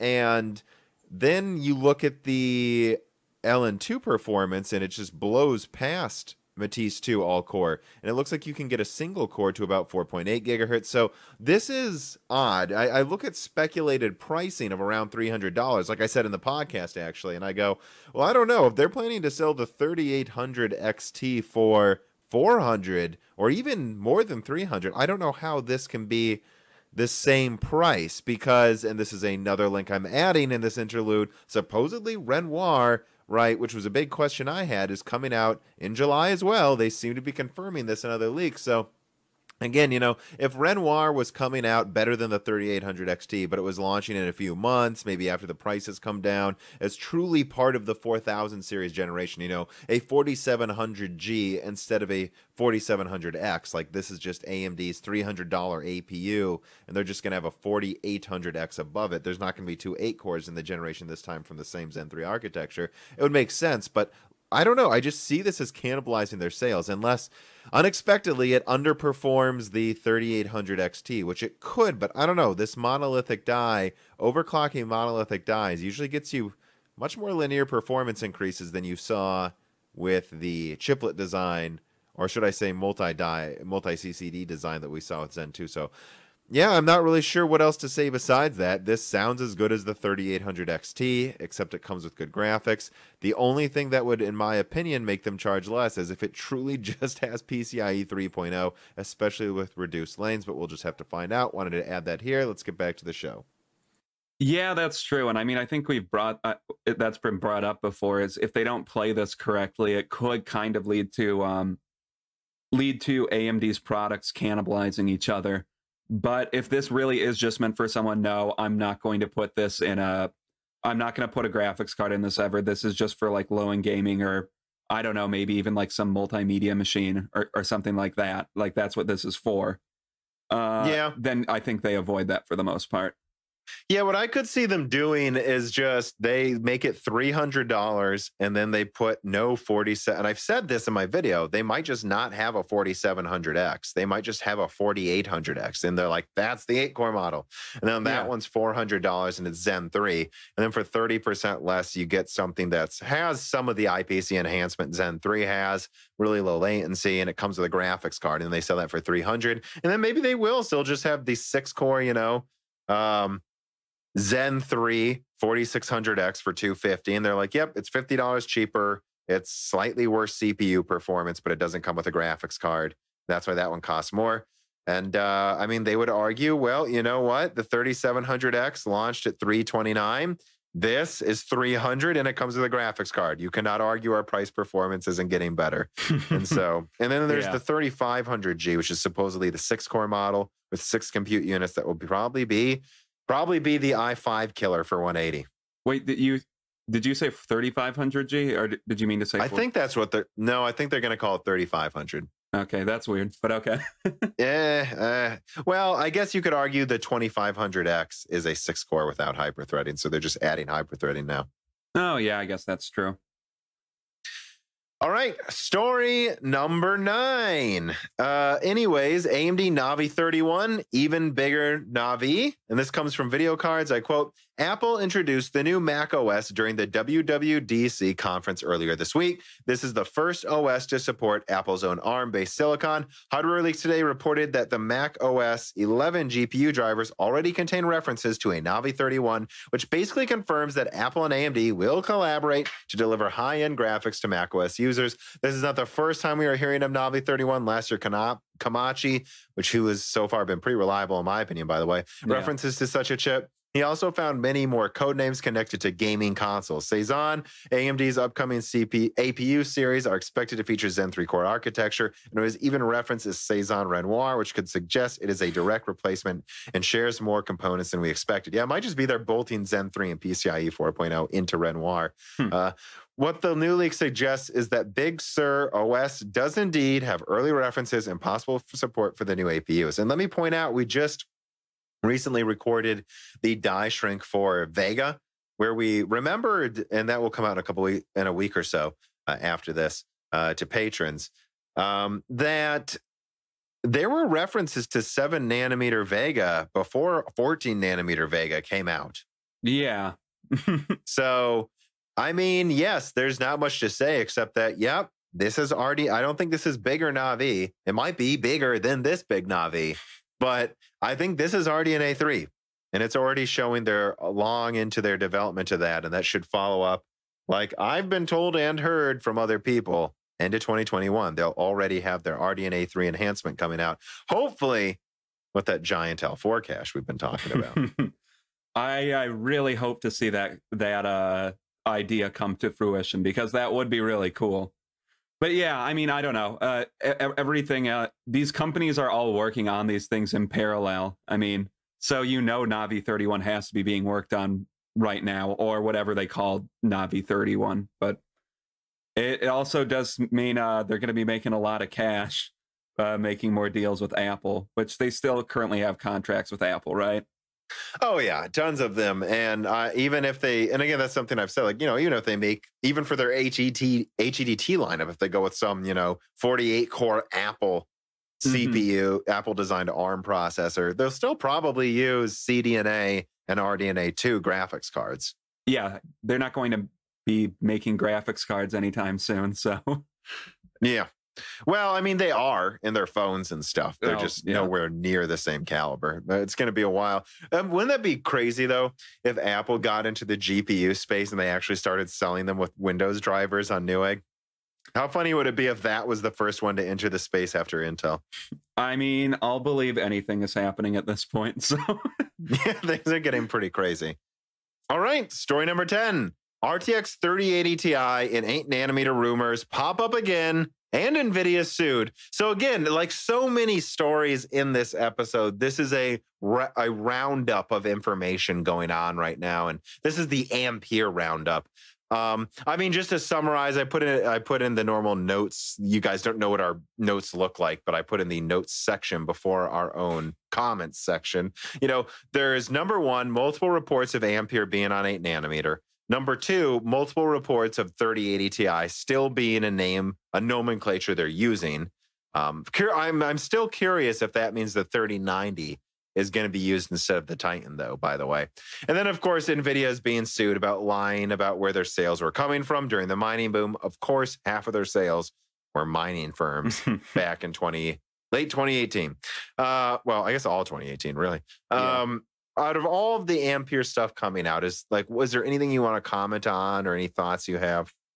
No, not too much really. I don't feel like there will be that much worth to comment on at this point forward until we really just see what it is, in my opinion. I don't know what you think. Maybe I'm wrong, but no, I think we're in the same boat. I mean, like, I see a lot of tech tubers having, video after video come out about Ampere, and it's like, and I've intentionally made it a more low-key week for our channel recently with, just doing a loose ends and then a monitor review, which the monitor review actually takes more time than a lot of my other videos actually.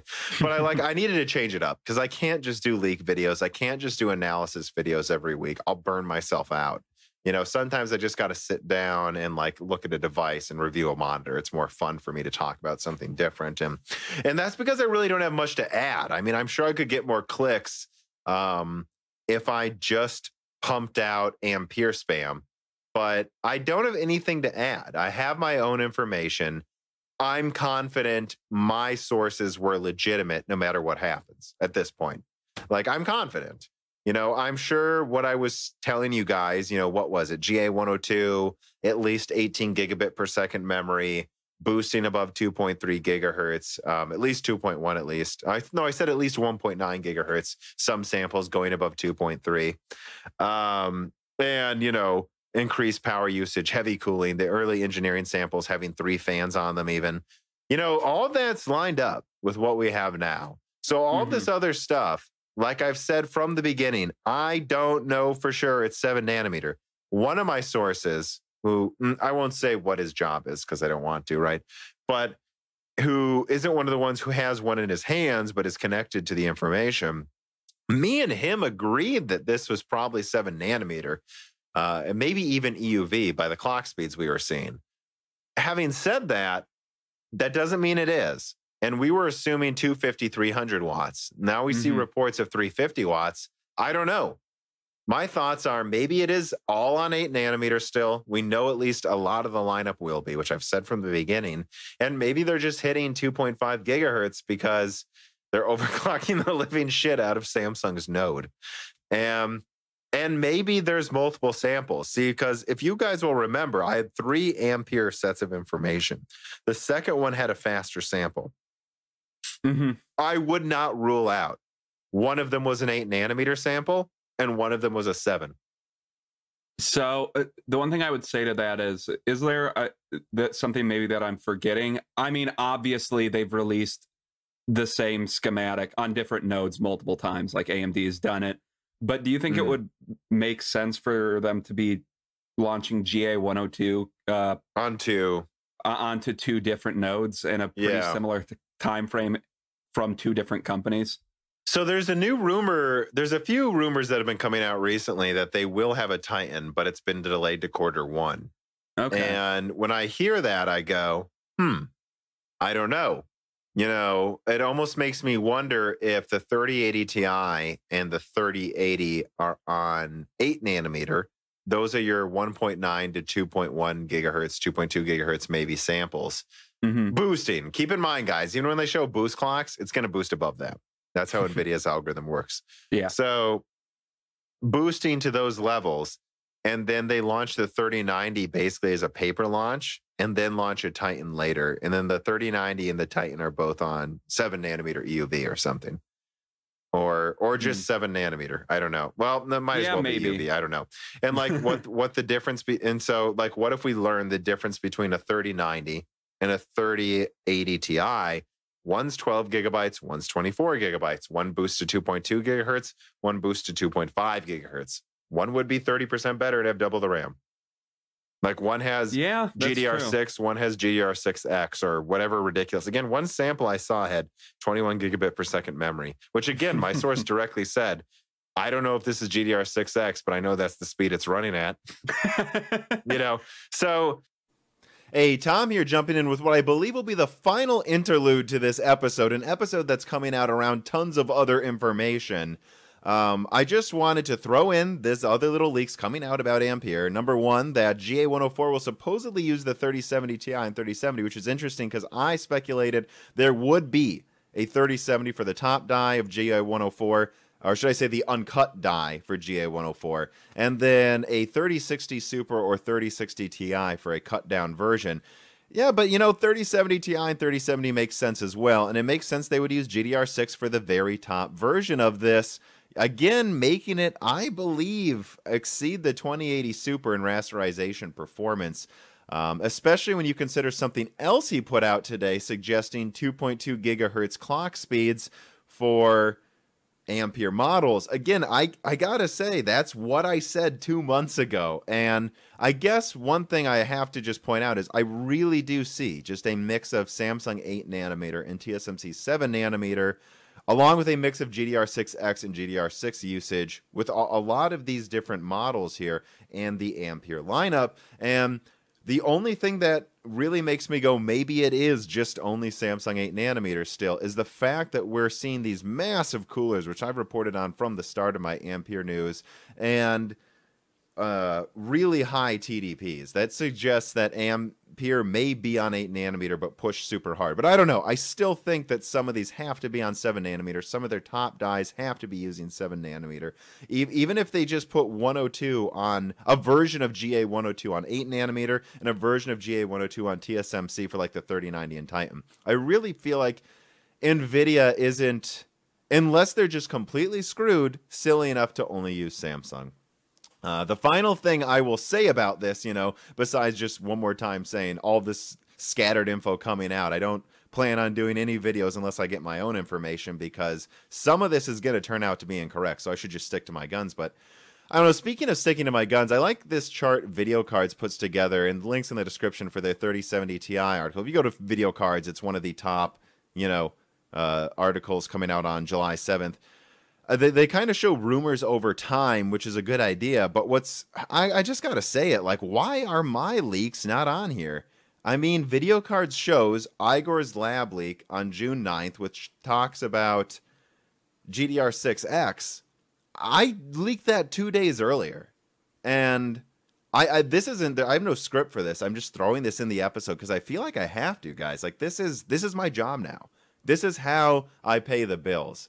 And it's hard to not feel disillusioned and defeated when something I'm putting so much effort into, something I'm seeming to get correct, gets no credit. And this is just an egregious omission. Like, I don't know why some websites, some people on Twitter get to call their stuff exclusive. But when I come out with stuff first, stuff that seemingly is proven correct later, I just don't get credit. I'm just not allowed to get the credit. And so, yeah, I'm not gonna jump on Twitter and yell at people, because frankly, that's not gonna even help myself to do that. But it's also, I think, it's wrong to assume people are intentionally doing this. But it's hard for me to not believe that I am being intentionally omitted. And so, like I said in my big 30-minute Ampere video, to the fans that listen to this, it's up to you guys to get out there and say, hey, why is this being said? Why is this leak here? Why are you WCCF Tech? Why are you Video Cards claiming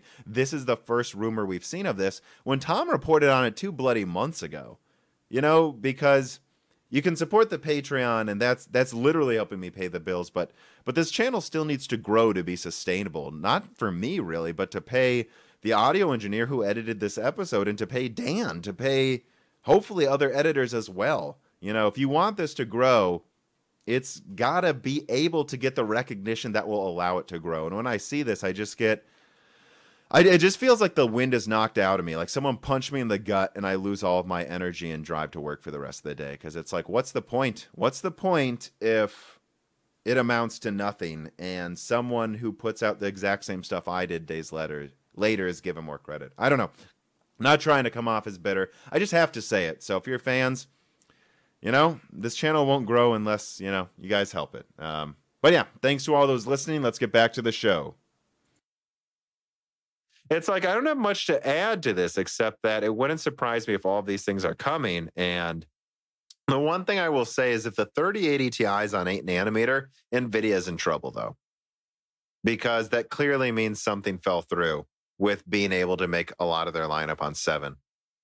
Yeah, you're right. And I mean, once again, it could lose. I don't know. We'll see how good RDNA 2 is.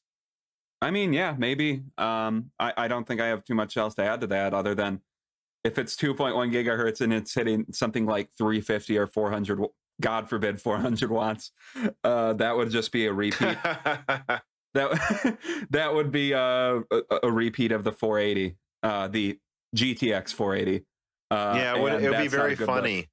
Yeah, it'd be very funny if that's what ended up happening. If RDNA 2 comes out and it is super powerful, uses like, well, the rumors are top RDNA 2 is going to use a ton of energy too, though, so it's really not comparable. But and then Nvidia comes out with super high clocked, super power hungry things as well. And I don't know though. Again, about the whole power usage thing, I'll say I don't think it really matters that much. I mean, like if you were to I overclock my graphics cards. If you were to tell me this graphics card uses 350 watts, all I would say is it going to cool itself? Okay, it will. I don't care. Like I don't really care.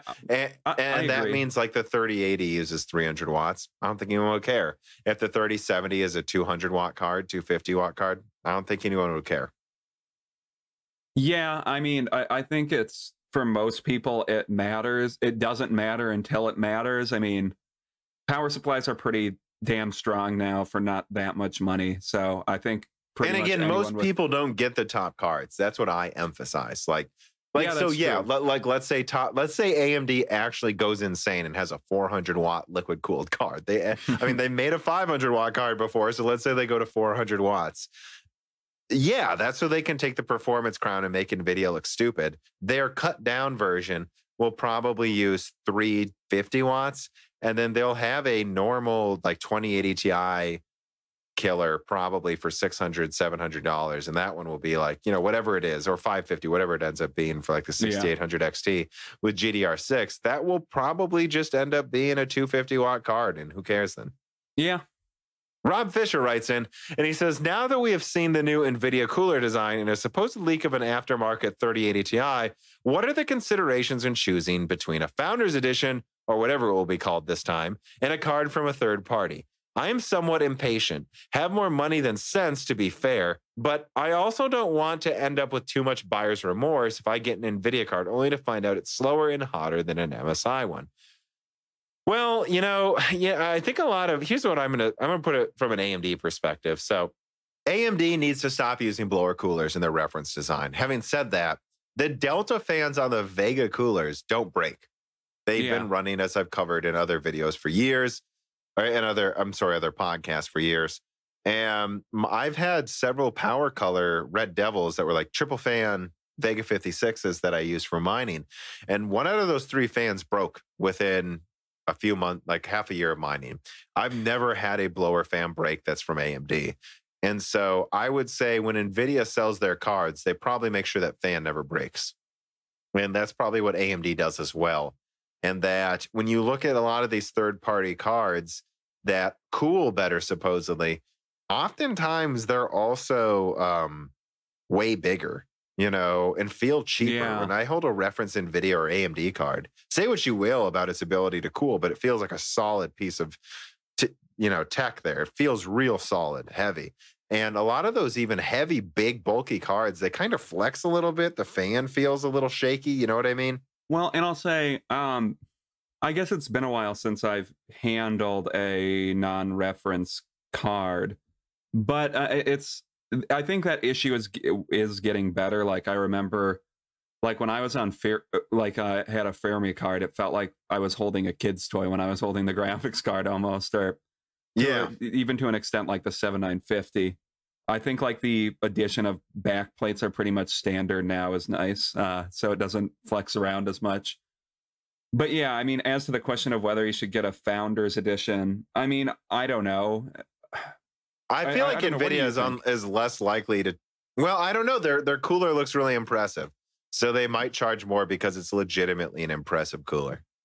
I don't have much to say. When it comes to buyer's remorse, it's just like, how long is it going to take for those AIB cards to come out? They always take a while, and NVIDIA's reference coolers have been pretty decent in my opinion. I mean, people give the Founders Edition crap for Turing because it's impossible to repair. I mean, Gamers Nexus did a good breakdown where he's like, this is a nightmare if you wanted to take this apart. But yeah, it's because they don't want you to take it apart. They don't plan on it ever breaking. And when like I said, my Power Color one, man, those fans break. They do. Yeah. And my Sapphire ones, they broke eventually. I've never had a reference cooler break, and I still got a Vega 64 running 24/7 in the other room. And it's fine. It's fine. That Delta fan is probably never going to break. Yeah. So it's just up to you. I think what you got to decide is, do you need to buy something now, and are you willing to pay the price? It doesn't matter if it's a Founders Edition or not. Is the 2080 Ti worth $1,200 to you, for example? Then you buy the Founders Edition, I say. Or if there's a new triple fan out when you're shopping, then you get that. If there wasn't when you were shopping, well, it doesn't seem like it matters because you had to buy a card now, you know? And if you think it's only worth $1,000, then wait for the $1,000 coolers. Yeah, and I guess the last thing I have to say about it is I do think there is just an overall problem in the industry where if you're one of the early adopters, a lot of people inevitably feel burned because just better things come out later. Now, it's true, those better things, quote unquote, are oftentimes less robust, but when you get them, you feel burned because oftentimes there's more driver issues. It doesn't cool as well. So I don't know. I think something with the industry needs to change. And that needs to be, if you're charging more for your reference design, it needs to be better. Yeah. Which I think NVIDIA is trying to do, by the way. Yeah. Come proving why this is worth $200 more or whatever, however much more it costs.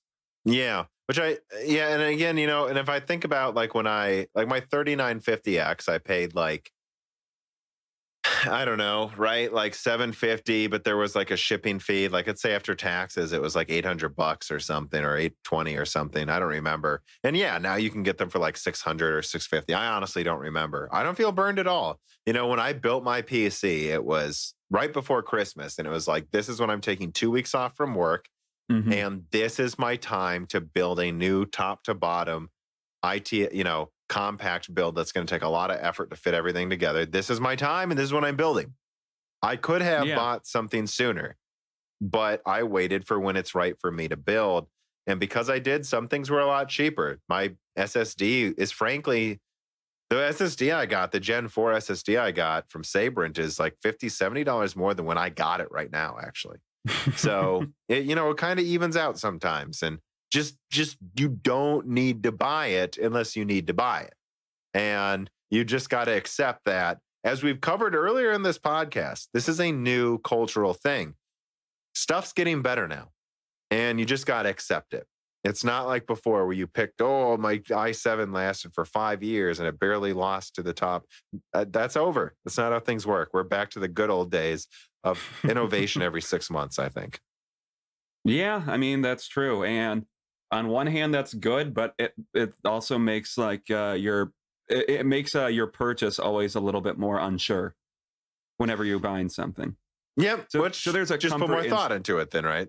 Yeah, there's a comfort in stagnation because you don't really need to think about it. It's just like, well, things. Which is what the server engineer talked about, right? Like, is how it became so easy for the server purchasers to become happy with stagnation because it became so easy to do their job. But Sam Williams writes in, and he says, it's rumored that the RTX 3000 series will have 4x ray tracing performance versus 2000, relatively speaking. Yep, that's what I reported. We'll see. With this in mind, will NVIDIA maintain pricing for the 60, 70, 80 class GPUs, or will they push even higher prices? Well, this is a question that I've answered before. It depends what AMD does. I don't see them going higher. We're in a recession, and the consoles, as we've discussed, we think will be very competitively priced versus a lot of PC hardware. And so, yeah, I mean, I think it's going to depend on how much competition is out there. But at the very least, I just don't really see them charging more. And I see slight adjustments. I see maybe 600 for the 70 class if it beats 2080 Ti. I see the 80 class being like 750 instead of 800, maybe, depending on how much stronger it is. We'll have to see. And I see them maybe being smart enough to make the 3080 Ti actually $1,000 instead of 1,200, although that's still marked up. But I don't feel like prices are going to be higher. That's my gut.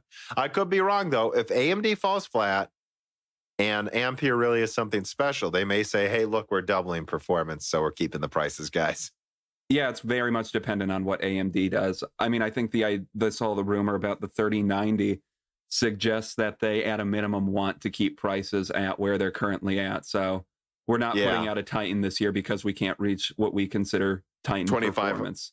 20 prices. We can't justify charging $2,500 this year. Yeah, I phrased that incorrectly. We can't. Yeah, you did, Dan. We can't justify $2,500, and we're sure as hell not saying the Titan isn't $2,500. So here's a 3090. That's what I think's going on. There's a lot of people saying it means it's going to lose. It's like, no, I don't think it means it's going to lose. I just think I think they know they might have to charge $1,500 for it instead of $2,500, and they will prepare a Titan that will come out later that's even stronger, and then that's the one they want to put at $2,500. That's what I think. Yeah, we will see though.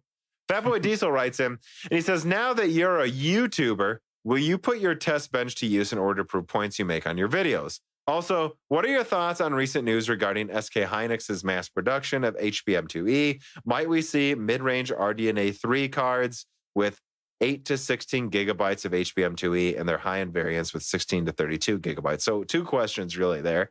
Yeah, I'll use my test bench if I feel I need to. But I'm not going to ever turn into hardware unboxed. You know, I just have zero desire to do a ton of benchmarking. I will when I want to check something. And that's why I built that test rig. And it's really kind of a budget GPU test rig. And I'll build another one when I feel it's justified. But I don't think it is justified most of the time for me. And, yeah, I mean, I trust Hardware Unboxed. I mean, I literally can ask them a question whenever I want. They come on the podcast. So that's a good resource, in my opinion. You know, they're tough workers. They live on an island of monsters that we call Australia. Yeah, they're really bad there. Yeah. But no, it's just, why do the job of somebody that's going to do it better than you? Right? Yeah. And now if I need to check something myself, like he highlights, I will. And I have before. But to your other question about HBM2E, might we see mid-range cards? Well, there's 2 ways to answer this. I don't think so, right? I think GDR6 is enough bandwidth, right? Even 256-bit, if they use 18 gigabit per second memory, I mean, you're talking about more than enough bandwidth for something I would say as strong as the 2080 Ti. So I think that's what you're going to see in the mid-range. Having said that, I would argue Vega 56 was almost mid-range, even at launch at $400. So could we see some HBM2E down to there? Maybe in a year or so. Maybe. It just depends because HBM is constantly in such high demand. It just depends. But lower mid-range or whatever, yeah, I mean, I think so. I think maybe. I mean, I'm sorry, lower high end, maybe. Yeah, lower mid range, probably not. I don't think so. I think they're just going to switch to GDR6. And in fact, I think you're going to see low end cards with DDR5 instead of GDR5 next year because DDR5 looks as fast. I mean, yeah, and I guess with HBM, I mean, there was all this hope that HBM would or curiosity that HBM might overtake GDDR. I don't know. It seems like GDR is catching up to what HBM could have done at a cheaper price. So GDR6 is taking over, and HBM still has a place, but I don't know exactly where that place will be in the future. Yeah. Hector Santana writes him, and he says, what were the smallest changes you made to your shows that had the most profound impact? What about the opposite? What has been the most effort you've put in that had the least impact? Well, I don't know about a specific thing. I think audio editing and video quality just continue to go up slightly as I get better and better and better at doing this. But and all of those have helped. I would say the most profound impacts have been kind of just having the time to actually do a final pass, which now that this is my full-time job, I can do with almost every video now, where it's like, you know what? I'm going to try to make it basically done, and then I'm going to sleep on it. I'm going to wake up in the morning, drink some coffee, and go through the entire video just from start to finish, making little changes. And I've noticed some profound quality increases for some videos from doing that. Outside of that, Broken Silicon, I think just launching Broken Silicon gave us a chance to really expound on our thoughts and make us, frankly, real people. Like, it's like when you're a tech tuber that just puts out a cryptic leak every month, once a month, one video, that's it. That's all you've said to your community. That's all people are going to judge you based on. But if you give us a couple hours a week to say, well, this is what I also think, and this is the source, and this is where it came from, and then you also reach out to other people to talk to, I think you just become frankly, less full of shit, And I think Broken Silicon was imperative to this entire platform. And I also think that's important because part of it, well, if someone is trying to, I don't know, take something you say out of context or whatever, which they always will. Yeah, there's I have this much where I talk about my thoughts on this specific thing you're mad about more in depth, because frankly, in this video about I don't know, some Ampere leak or something, maybe you offhandedly mentioned something about AMD, and it's not really that important to the video, but people will try to hammer you about it. Well, now you have all of this where you talk about your clear thoughts on something. And just the talk with my community. I'm not some hard to get a hold of person. You can, if you support us on Patreon, submit reader mail, and we won't just respond with a text. We'll sit here and talk about it for 10 minutes, your question. And the ability to do that kind of eliminates a lot of the gotcha stuff. Now, it's still going to be there, but it at least means the people who are following us closely don't really have much room to, they're not going to be, you guys know. You guys who are the fans know is what I'm saying, because you sit here and you listen to us when you're driving to work, doing chores. You hear us expound on our opinions. And I've heard this a lot too. Again, going back to Broken Silicon, having a guest on every other week who calls me out, says, I don't agree. And then we have to argue over it. It stops me from getting stuck in this bubble. Yeah, which is important. Which is easy, by the way. Which is well, I think everyone knows that. Yeah, it's so easy to get caught into a confirmation bias bubble, where having people that disagree with you. Which I know, I think on the Tech Deals podcast, he definitely disagreed with us on some stuff, and I encourage it. Yeah, and hopefully he changed some of our thoughts, and maybe we changed some of his. All right, Dan, we got one more reader mail here. All righty. By Thor. I don't know why I said it weird that time, but I did. After linking my Patreon and Discord, I realized I have access to too many TechTuber content creators, and it is just too much effort to keep using my phone for this. Well, it also doesn't help that Patreon's app sucks. But how far out would you speculate until I can just have a chip put in my brain that injects received Discord messages as thoughts and allows me to send responses via a similar method? 20 years. I think you'll be able to get it in 10, but I don't think you'll want to. I was going to say 15, so I think that's a pretty similar thing for... Look at that. I said 10 to 20, you said 15. Interesting. Maybe we already have it. This is more evidence that we are clones of each other. Yeah, that's true. Except we don't really look that alike anymore, but... They say it's all sleight of hand. We're just pulling a fast one. What you guys don't know is Dan got plastic surgery to look differently. Well, yeah, and I guess I should have highlighted that before I said that we look different. But, I mean, and I will also add to this, I don't think adding Discord chats is the best use of extra brain power if you have a computer in your head. That's the scary thing to think of is, it's just like when you look at movies like 2001: A Space Odyssey, and it's like, look at us, we're on Mars and we have space stations. And it's like, no, we want flatter TVs, please. And it's like when you think of putting a Deus Ex situation, it's like, oh, so people will be super strong, be able to jump everywhere and be hyper intelligent. No, they just wanted porn constantly playing in their head. Yeah, and it'll be fun. It'll be like, we'll be sold that this will allow you to reference some theorem you were thinking of. Just like how they sell smartphones to us, where they're just like, it's able to do all this stuff for work, and it's like, guys, it's got bigger screens so you can watch porn. What will it be used for? I'm bored at work, inject porn into my brain. Well, now we know what Dan's doing while he's killing fish. Yes, I'm injecting porn into my brain. Mm-hmm. That's what got that syringe right there already. Yeah. Which is how that works, right? Yeah, I just wantonly stab fish with a syringe. That's how you do it. And into your own head. Yes. Yes.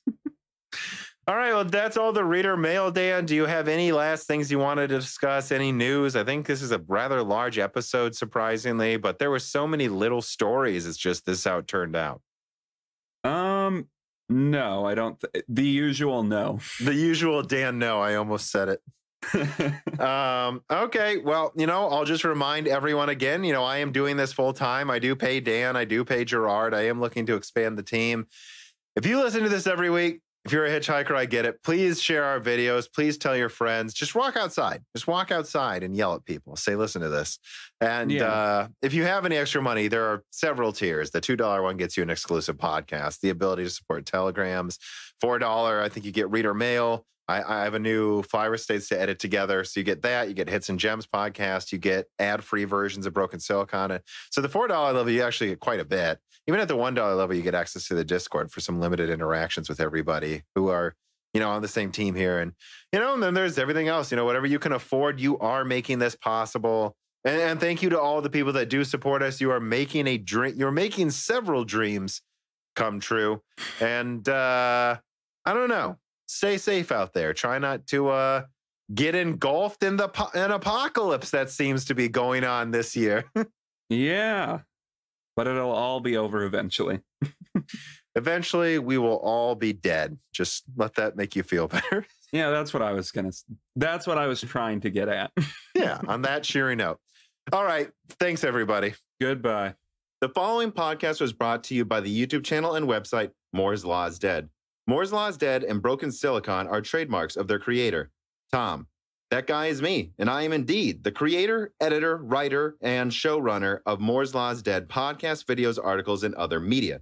However, Moore's Law is Dead is a team, with Broken Silicon co-hosted by my brother, Dan, audio editing by Gerard Cortez, and select technical editing by Carbon Cry. You can find all of our information, including how to get a hold of us, at www.mooreslawsdead.com.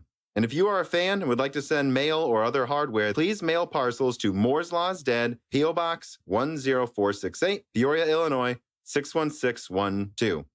And speaking of fans, without exaggeration, the patrons are solely responsible for the continued distribution of the content you just listened to. And so if you have some extra money, but only if you do, please consider supporting us. For just $2 a month, you get access to the exclusive podcast Die Shrink, voting on subjects of future podcast episodes, the ability to have your questions read aloud on Broken Silicon, Die Shrink, and Loose Ends, and of course, the Moore's Law is Dead Discord full of like-minded people who would love to meet you. I am one of them. The Discord is only at $1, and at higher tiers, you get access to ad-free episodes of Broken Silicon, the back catalog of Flyover States podcast, thanks in the credits of videos and podcasts, and other perks as well. And if you cannot afford to support us, please just share Moore's Law is Dead videos and podcasts with friends and family on social media and Reddit. And give Broken Silicon and Flyover States a 5-star review on Apple Podcasts. All of this really does help so much more than I think anyone realizes. If you'd like to advertise on the podcast or a person of interest who would like to be a guest, please reach out to the email address mlhbdead@gmail.com. But as I said, this podcast would not be possible without its fans supporting it. And so now it is time to give a personal thanks to the greatest of the fans. The following supporters are at the 10 gigahertz or higher producer levels. Bootman, Carbon Cry, Dean, Benny Berlin, Justin Yant, Thomas Rupp, I Love You, Lynn and Jim Bollocks, Joshua Albin, Mohammed Al-Kawari, Frederick Lau, James Crasser, Justin Parrish, Zachary Martin, Terrence Herod, Brad Medlin, Phil S., Thyrus, or the Ninth Dude, Greg Renegar, TSPCFS, Chrysantine, Night Rogue 77, The Mechanical Philosopher, Lebo King Kilo, Fatboy Diesel, Daniel Hyde, Matthew McMullen, Christoph Novak, Jack O'Neill, Matt Salem, Aaron Close, Sexy, VI Pass, Sadler, Richard Cohagon, Alethros, Telos, Hey There's a Kitty, Greg T. Wanchik, Jacob Barber, Exoti, Hector Santana, Matthew Lane, Paul Jones, Jan Rauner, Rubber Ducks, Drita Full, Allie Robertson, Eric Jackson, Jonathan, Joe, Evan Dingle, Dominic Koch, Dominic Dewark, Harold P. Bureau, Wayne, Sam MacArthur, Total Silos, Sol Connor, Michael Costa, Andrew S., Blake, Aaron Keith, AJ Klein, Endless Logins, Tom Sanfilippo, Justin Brennan, Archon971, Trevor Powers, Garrick Scholl, Elnya, Joshua Staveness, Daniel Nishbal, Frank Frederick, Hardware Numbers, Alex Carastillo, Dark Rain 2049, and Leighton Perry. And of course, thank you to Sahara for the music.